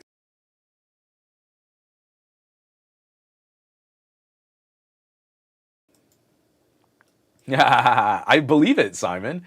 Simon says, Hypno says, Nolan's audio is like Game of Thrones using reference monitors for dark scenes and not realizing that ordinary TVs can't show the image they see. Yeah, I agree. I feel like you get too sheltered and too, you don't have anyone telling you no. I feel like Christopher Nolan needs a few people just to say like, hey, I think you should at least try this, or I don't think that's a very good idea. I know it's so much more complicated than that. I'm sure he has a lot of producers and stuff giving him feedback on things. But he's gotten to a tier where he's so buffered against the rest of the industry that I think those kinds of things you miss out on. Like Tenet was kind of ruined by that audio mix. I didn't enjoy Tenet until I tried to watch it again on like the most amazing headphones that I had at the time, you know, like some really, really nice, expensive planar magnetics. And there's like, oh, okay, I'm picking up details and stuff in here that I could not get at all from my TV with a sound bar. And it's not like I've got, you know, the most amazing television experience you can put together for a home theater, but like, it's a pretty nice sound bar. It's pretty good. I couldn't hear anything. I was like, I'm watching this movie with subtitles, and again, I'm not quite following what's going on. You're missing out on so much. Then I watched the movie again with headphones, and I liked it a lot better. Funny how that works. Oh, J-Man, I'm same with you. You're like right in front of me on my desk right now are my XM4s. And the only reason, oh, so I'm sorry, J-Man 150 writes, I usually use my XM5s out in my public, like when I'm out in college. The only reason why I've stuck with the XM4s over the XM5s are better in every way, except I want something that can kind of collapse. I want a collapsible headband, even though it makes the headband creakier and noisier, just so that it'll more easily fit in a small, like, camera sling. And that's it. But I will regularly have these out. Like, hey, I want to get a little writing done, but I also just kind of want to be outside. Let me go to a coffee shop. I can't handle the clinking and the schmacking and the slurping and all of the human noises around me. So I throw these on and I pull up like a lo-fi audio playlist, and I've blocked everything out, and I've got like kind of my good focus music. It's delicious. So yeah, anytime you find like one of those really great solutions that kind of keeps you on track or keeps you on point like that, it's worth its weight in gold. It really is. DTNL, me audio. Tisk tisk, comrade.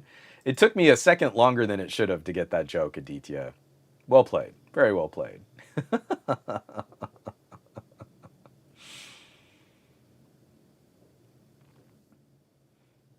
Let me get down.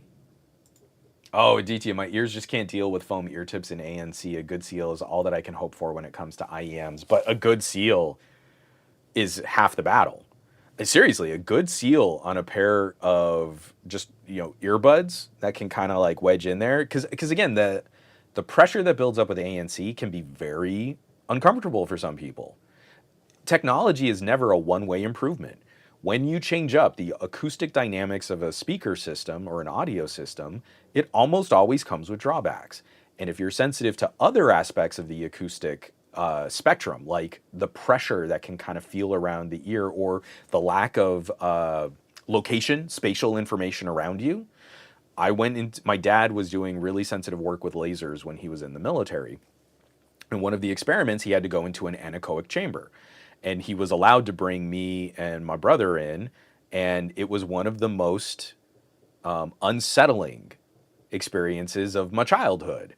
I mean, it was cool, and we were freaking out, and like lasers and all this cool stuff, and like, look what happens when your voice just kind of disappears. But like, as someone who also suffers from a lot of motion sickness, it was an unsettling feeling not having the echo, the echoes and reflections that help you determine your position in space. It didn't make me motion sick, but it also left me very unsettled. I was very uncomfortable being in that room. So Aditya, like if you can just passively block some of the noise happening around you, and like I'm saying, like maybe it's a 10 to 15 dB cut on the sound around you, that's not incredible, but it's so helpful when you're trying to focus on something specific, or you want to hear something specifically, but you're just trying to minimize distraction sound or distortion sound around you. Like that, again, a good cheap pair of IEMs with ear tips that fit you correctly, worth their weight in gold, plus a couple extra bucks. Amazing. Absolutely incredible. Blue Man Rule. That Game of Thrones call is truth. So disappointing. I can't think of another property that absolutely abandoned and disappointed its audience more aggressively than Game of Thrones.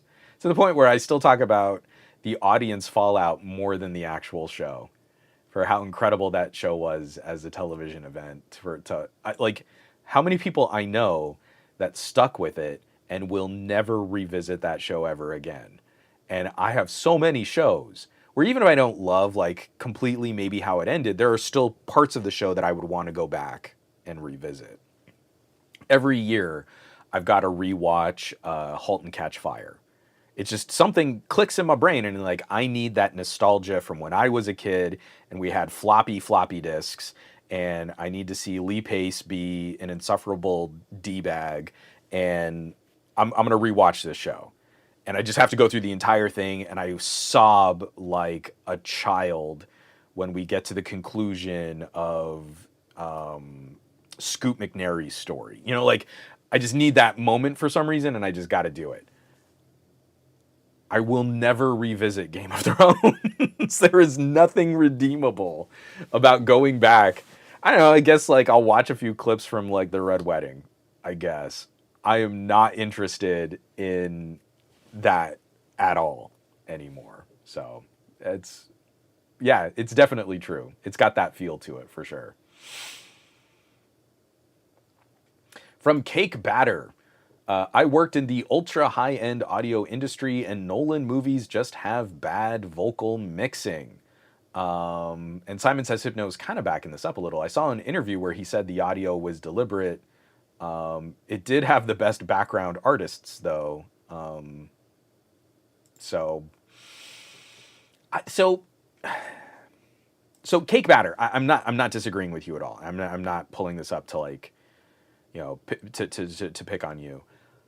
My experiences with Tenet, when I went from using our TV soundbar to using my Odysseys, my planar magnetics, I don't disagree that the mix for where the voice lives in all of the environment that the voice is supposed to live in, I guess so. Here's I guess what I'm trying to find words for, and I'm very bad at explaining stuff like this. I guess I just wouldn't use words like good or bad. I feel Christopher Nolan is such an auteur that he's trying to do something with realism that doesn't help the cinema experience.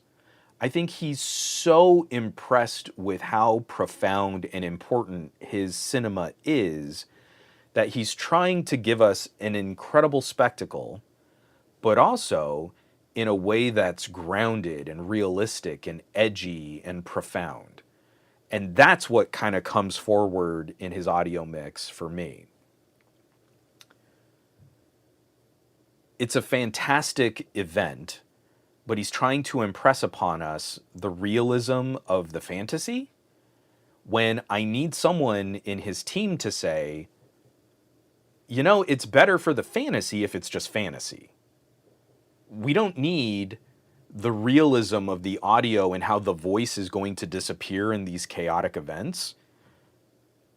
What we need is the audience to be able to hear this crucial line of dialogue, even though there is chaos surrounding the performer.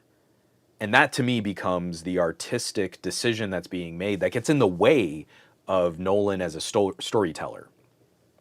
And there are feelings that I have like that with Oppenheimer, too. So when that's exacerbated by a movie theater that hasn't really done a good job of setting up their sound system or tuning their sound system for these types of movies, it's like a double whammy. I don't agree with Nolan's assessment. If again, because I'm taking huge liberties with what I feel I hear in a Nolan film, but when I hear that, that's kind of the conclusion I draw, is there's an artistic decision being made that it's supposed to sound like this because of something that drives the feeling of the spectacle. And when you're sitting in one of Nolan's screening theaters, which I'm sure is impeccably tuned for what Nolan is trying to accomplish, I'm sure it contributes to that artistic experience. The second you're outside of that environment, it sounds like garbage. It sounds awful. Again, until you can do something kind of ridiculous like I'm going to watch a Nolan film on, again, an expensive DAC amp combo and the most expensive headphones that I have. I don't feel you should need that kind of investment in specific acoustic tools to appreciate the spectacle of cinema. I disagree with this. My movie was really my movie was really made to be shown on only one of 5 theaters in the United States. I feel at that point you've kind of crawled up your own rear and you need someone to go in after you and kind of pull you back out and say, hey, if you're really trying to celebrate the experience of cinema and going to the movies, maybe you need to go to the cheapest second run community movie theater in your neighborhood and watch Godzilla Minus One. Because I saw Godzilla Minus One on kind of a dinky screen and with not a very good speaker system. And that movie was a trip. That movie was a roller coaster ride of kaiju proportions. Loved it. Absolutely should have seen it on a better, bigger screen with a better, bigger sound system. But you know what I didn't have a problem with was following the thread of the plot because the audio mix got in the way of people speaking. So I'm sorry, like cake batter, that was, I mean, I completely agree with the sentiment. To me, it is one of artistic decisions getting in the way of what we value in a community experience. So I'm sorry, I'm absolutely not picking on you. I very, very much agree with you, but I'm always kind of looking for a motive and a reason for why something like that plays out the way that it does.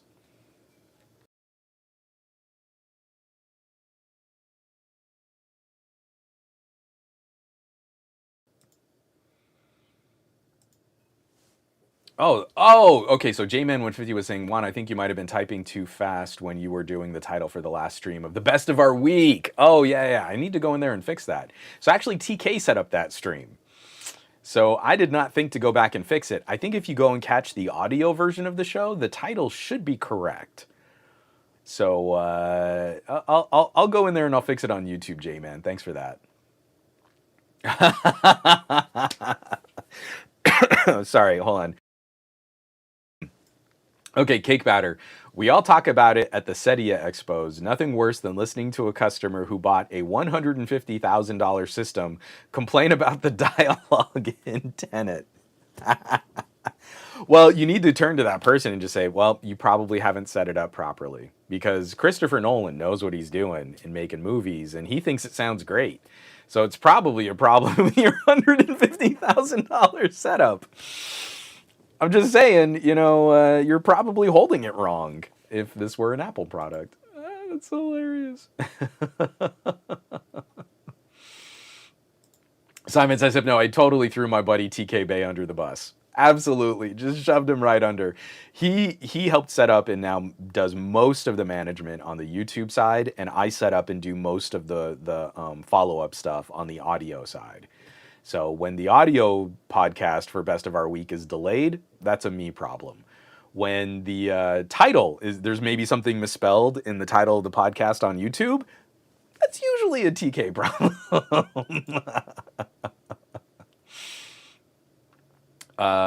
T-Bubs. Juan, have you ever checked out the show Eureka? I really enjoyed it and would wonder what you would think about it. I adored the zany, madcap, sci-fi light storytelling in Eureka. It's such a charming show, an incredible ensemble cast, and it fell into one of those productions where, like, the entire cast, I feel like we should have seen them in more stuff. I can't remember the name of the main character, the guy who plays the sheriff of the small town in Eureka, but like, I know he's done other projects. I just mean, like, it's such a shame that he didn't go on to kind of headline another show. He fell into that trap of he was the lead character on a sci-fi show, SYFY cable program, and then I don't feel he ever really got the light that he deserved in other projects. But the show itself, that's one I should actually kind of go back and rewatch. I know there were some sticky years in the middle. I want to say it was season 3. I don't remember. It might not have been that deep into the show's run. But there was a they did a so at the time, one of the ways that a lot of these cable shows would help monetize was in the middle of the show there would be some kind of sponsored advertising. Okay. I remember specifically in an episode of Psych where they're talking about sneaking up on someone. So, boy, it's a good thing that we've got this hybrid car that can drive silently on the electric motors up to 5 miles an hour. And all I have to do is put into the computer, the nav computer here in this brand name car, that's what we're going to do. And then we can roll up on this person and they won't hear us coming. And I forget what that's called. It's like entrenched advertising or something like that.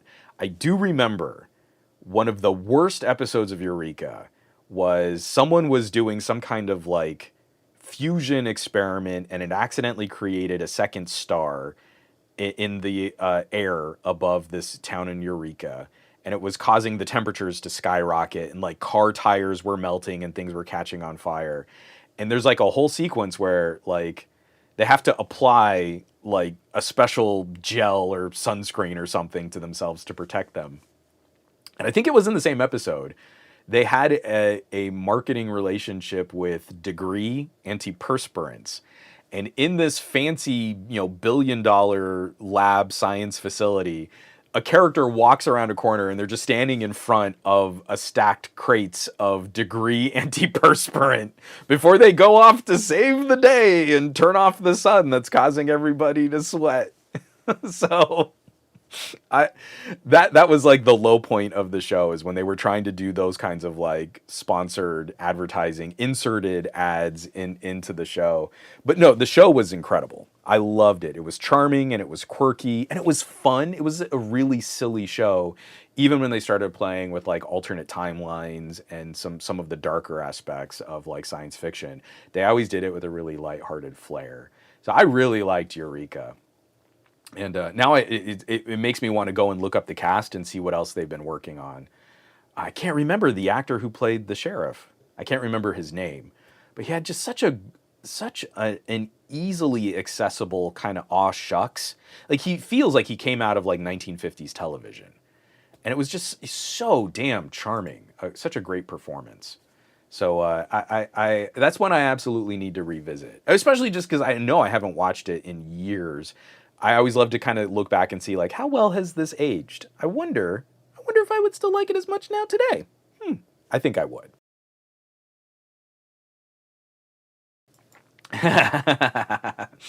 Aditi Anil, way to support your co-host, Juan. Remind me not to pick you up on my dodgeball team. Oh no, the balls are coming from inside the house. I keep getting hit in the back of the head. What are you doing, Juan?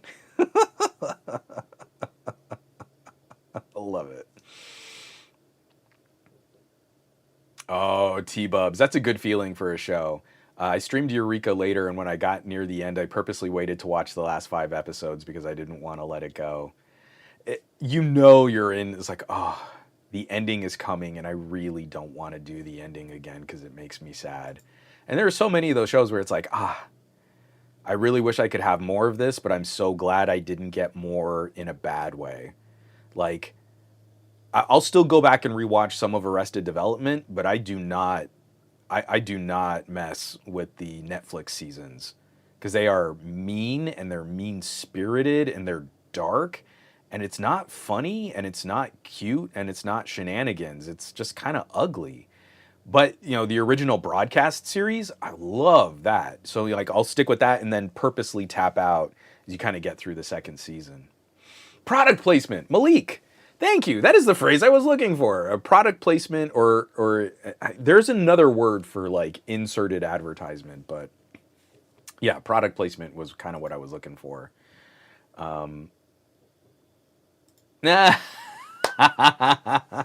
Colonel Corn Pop, The Walking Dead, and the Hyundai. Anyone in that car would be safe for the episode while inside that car. It's also kind of the same thing. I wrote up that editorial on Apple. Apple exercises a ton of editorial influence over movies and TV. And I still, to this day, adore what Ryan Johnson did with Apple products in the movie Knives Out. So if you watch Knives Out, the killer or the bad guy is not allowed to use Apple products. Apple says you can't ever show our products being used by like the villain of your piece. But Ryan Johnson maliciously complies with that. And he's literally putting Apple products in the most hateful people's hands.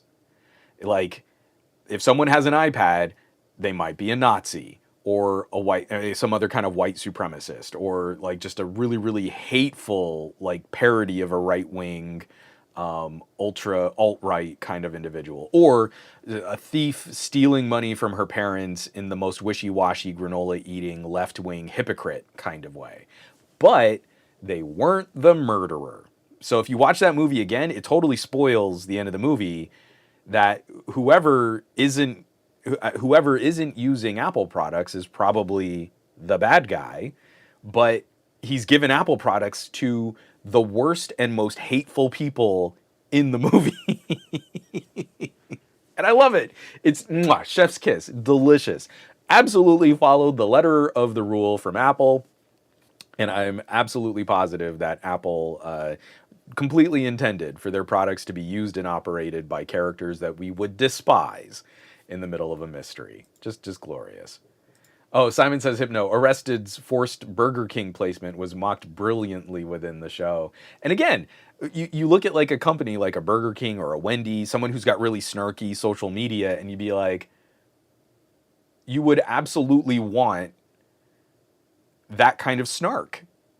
The show is calling it out. It makes it even funnier that the show is calling it out. That brings even more attention to your brand. And if your brand plays it off like, yeah, we were in on the joke the whole time, that it's so much better for your company. So I'm kind of surprised that more marketing departments don't kind of play that with their like entrenched product placement built in. Well, now we've also seen where I don't think it's the FCC. I think it's the FTC that's responsible for pushing back against branded marketing inside a piece of television. So we don't see the exact same kinds of, I am now going to stop the plot of this show to hold up this product and or service to say it would really help us in our detective work to have this kind of camera lens on the back of a phone. Isn't that so helpful from this company that makes this phone? Full brand name, specs and brand name. So now I think you actually have to disclose that like the show got money to do this. So it doesn't make any sense to try and build that into the plot of an episode, because then you'd have to stop and have like, hi, I'm actually the actor who plays this character. And this moment moving forward in the show is one where we were paid to talk about this product or service. And now I'm going to go back into being the character again, and we'll talk about something you should buy. It doesn't really work as well.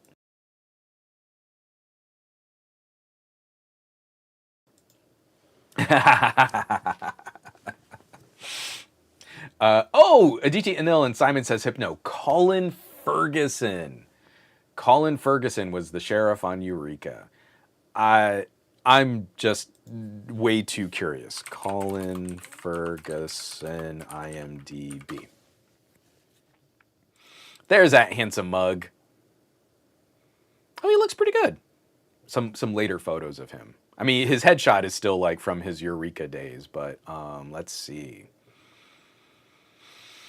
He did 5 episodes on a TV show called The Summer I Turned Pretty, 1,000 Little Cuts, a short video called Effing Ghosts, but not sanitized with the word effing. He did 11 episodes of Cedar Cove, 10 episodes of Haven, so he's done a lot of TV. I'm glad to see him. I mean, a lot of this is like 1 episode here, 3 episodes there, but he is just so accessibly, affably charming. I'm just like so disappointed. I'm putting on my casting director brain from when I was doing VO work. If I ever did like TV casting, he is absolutely the kind of aw shucks affable dad. He was so perfect in that in Eureka. And it seems like he's actually picked up quite a few Also TV movies like Christmas, like Hallmark Channel kinds of things. And that sounds super cornball. I have to hope that those movies are at least fun to produce because everybody knows that they're super cornball. So you don't have to take the gig too seriously. You can kind of have some fun with it. But if I were ever casting something for TV, he is exactly the kind of like, oh, character energy I would want in like a family dramedy. Just so darn charming. He's kind of dreamy, you know. I'd cast him.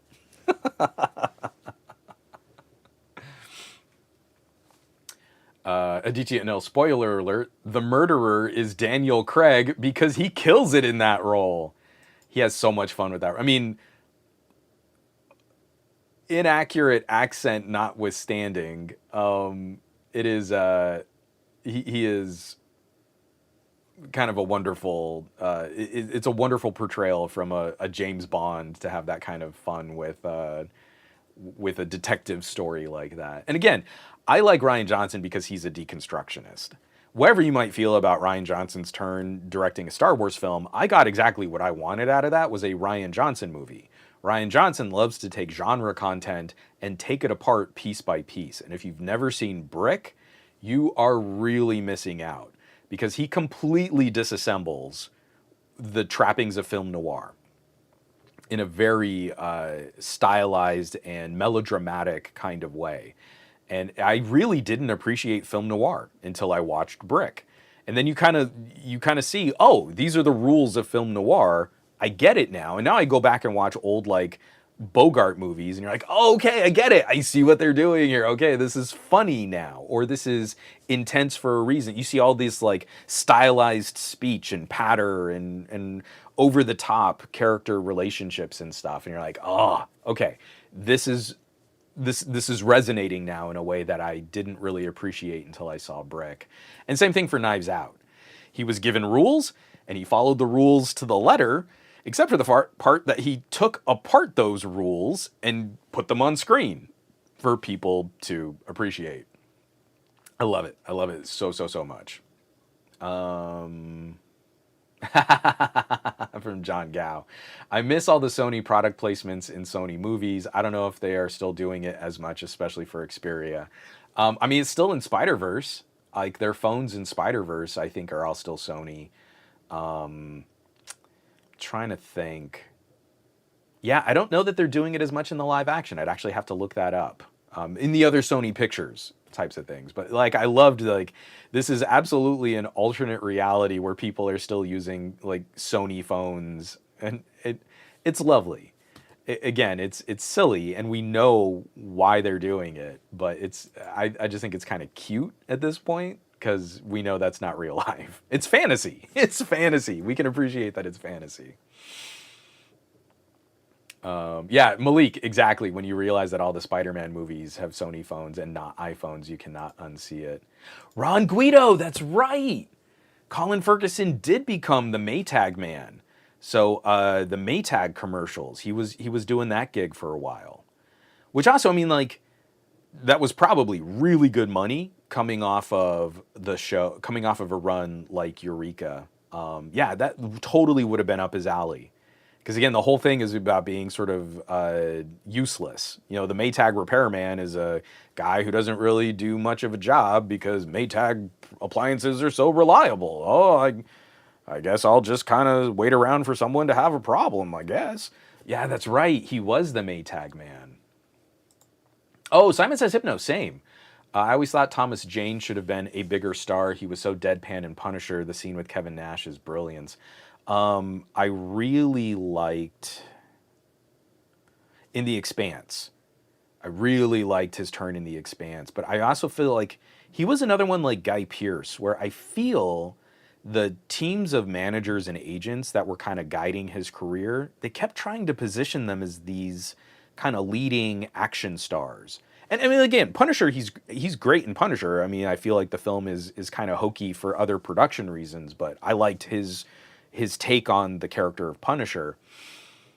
But I feel like you see he's kind of a craftier actor and he loves kind of chewing into scenes in a way that he could have had more fun with more charactery roles. And then I see him in Expanse, and you're like, oh, he's having fun with this.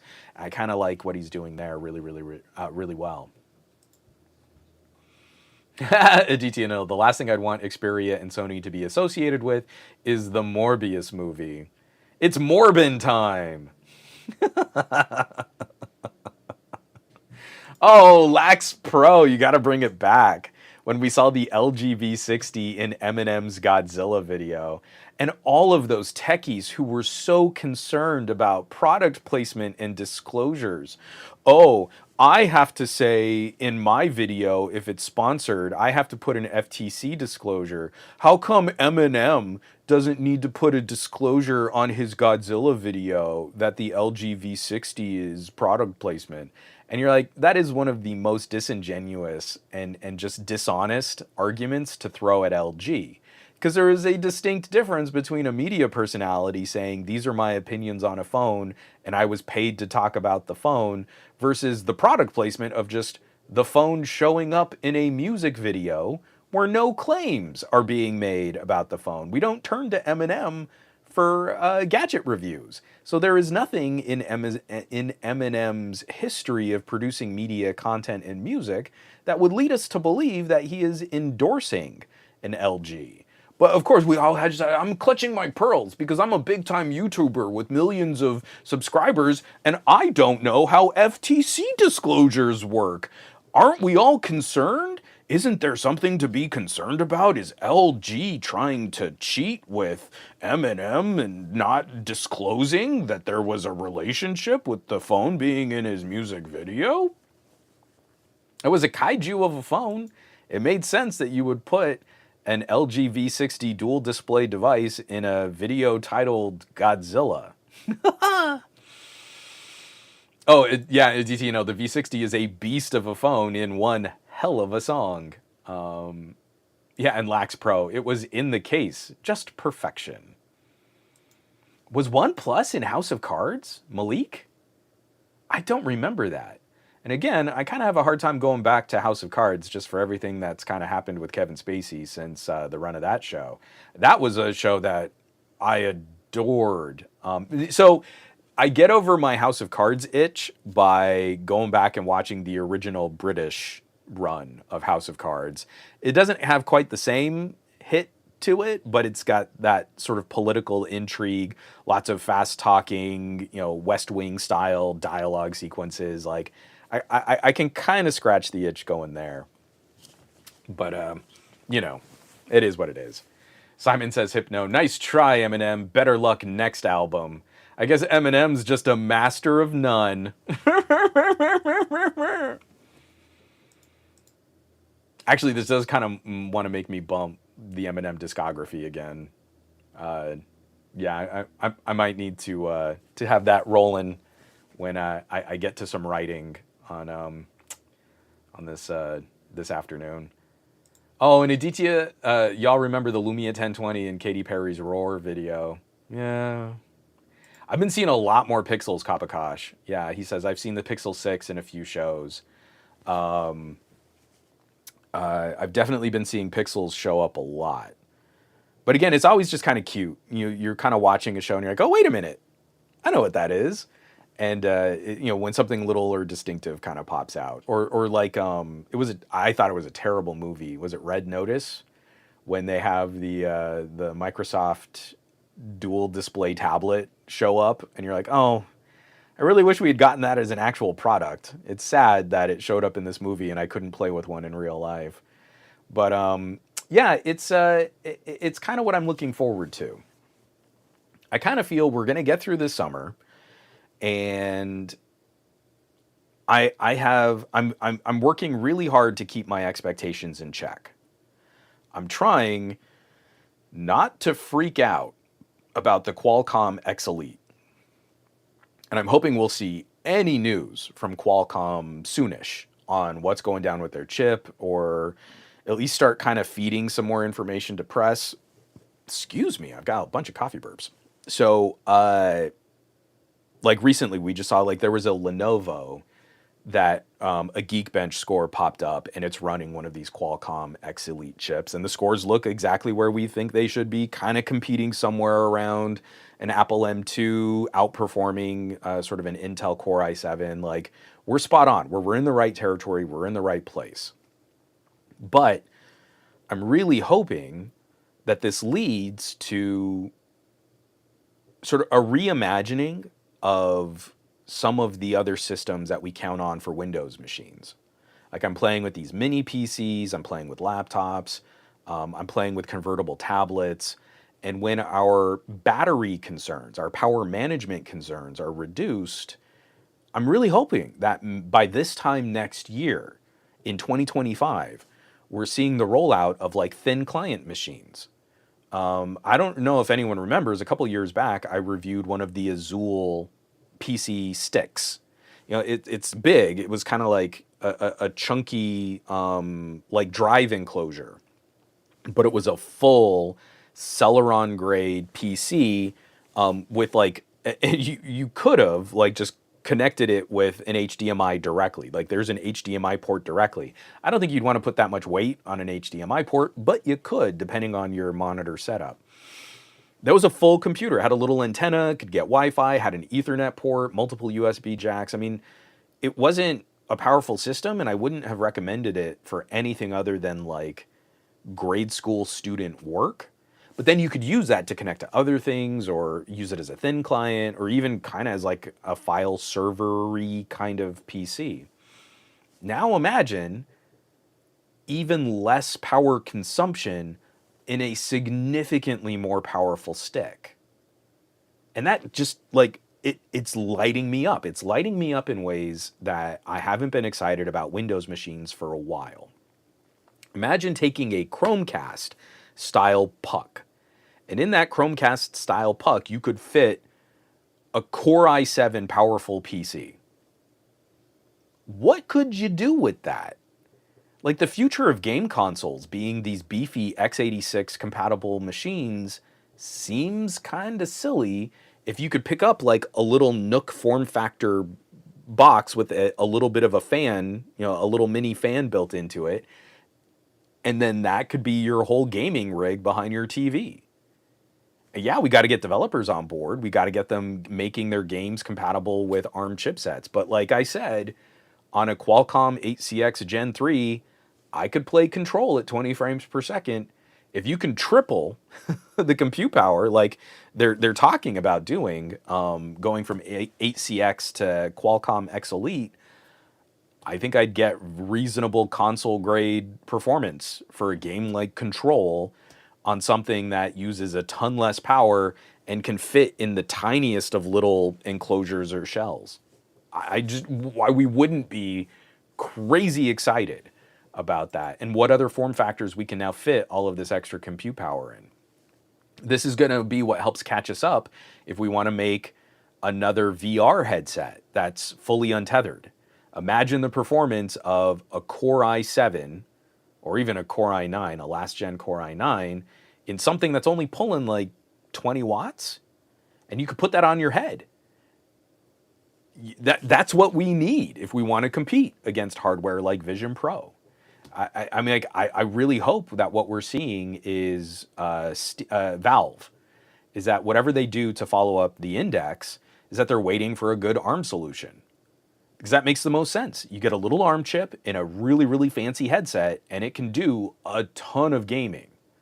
And yeah, I mean, you can complain about some game compatibility issues, but like, all of the work that's being done on Steam Deck right now with Proton compatibility, and it's not running Windows, and I don't really care because I'm still playing a lot of my favorite games, great. Bring that over to ARM. And we're all going to have a really good time.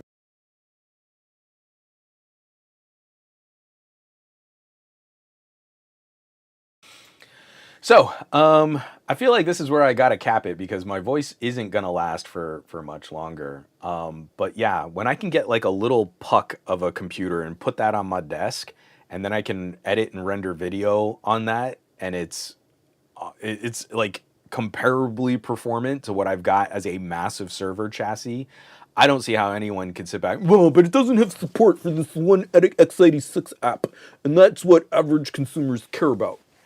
And they can miss me. And anyone who feels like they never need to watch any of my videos ever again because they're not excited about the future and they want everything to just be the same as it currently is, I'm fine. I'm fine if they decide to never watch any of my videos ever again and never leave me another comment. That'd be cool. We're all good. We're good. This is a good exchange, and I'm fine with that. So, ooh, and J-Man 150, I'm gonna jump off this stream right now. J-Man says apparently the March Pixel drop just dropped a few minutes ago, and my Pixel 8 Pro is way over there, and I can't reach it. So I'm gonna go check that out. As I hope everyone out there is going to start looking up the news and seeing what's coming down the pipe. I hope to have more videos out this week now that my face is not swollen. And I think there will be some fun things. On the Patreon right now is a video in early access. You can check out that if you've been missing me rambling about cameras and smartphone camera sensors. And be on the lookout for a ton of fun commentary just across the web. There are a lot of really fun techies that are putting out streams and hosting panel discussions, and we should be in their comments, and we should be supporting, and we should be sharing their stuff wherever we can share across social media. That's what we need to do to fight algorithms just feeding us nonsense.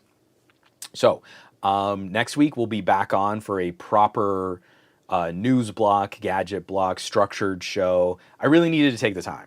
This was really fun, just kind of straying, just kind of chatting, riffing wherever you wanted to go in the chat. Really, really lovely stuff. So I appreciate y'all coming to hang out and having a good time. Definitely give the replay crew a share. Both the audio and the video should be out shortly after this podcast ends. And I'll catch y'all next week. Take care of yourselves so you can keep taking care of others. Keep supporting your favorite content creators in any way that you can. And yeah, I'll catch you back. I love you all. Be well.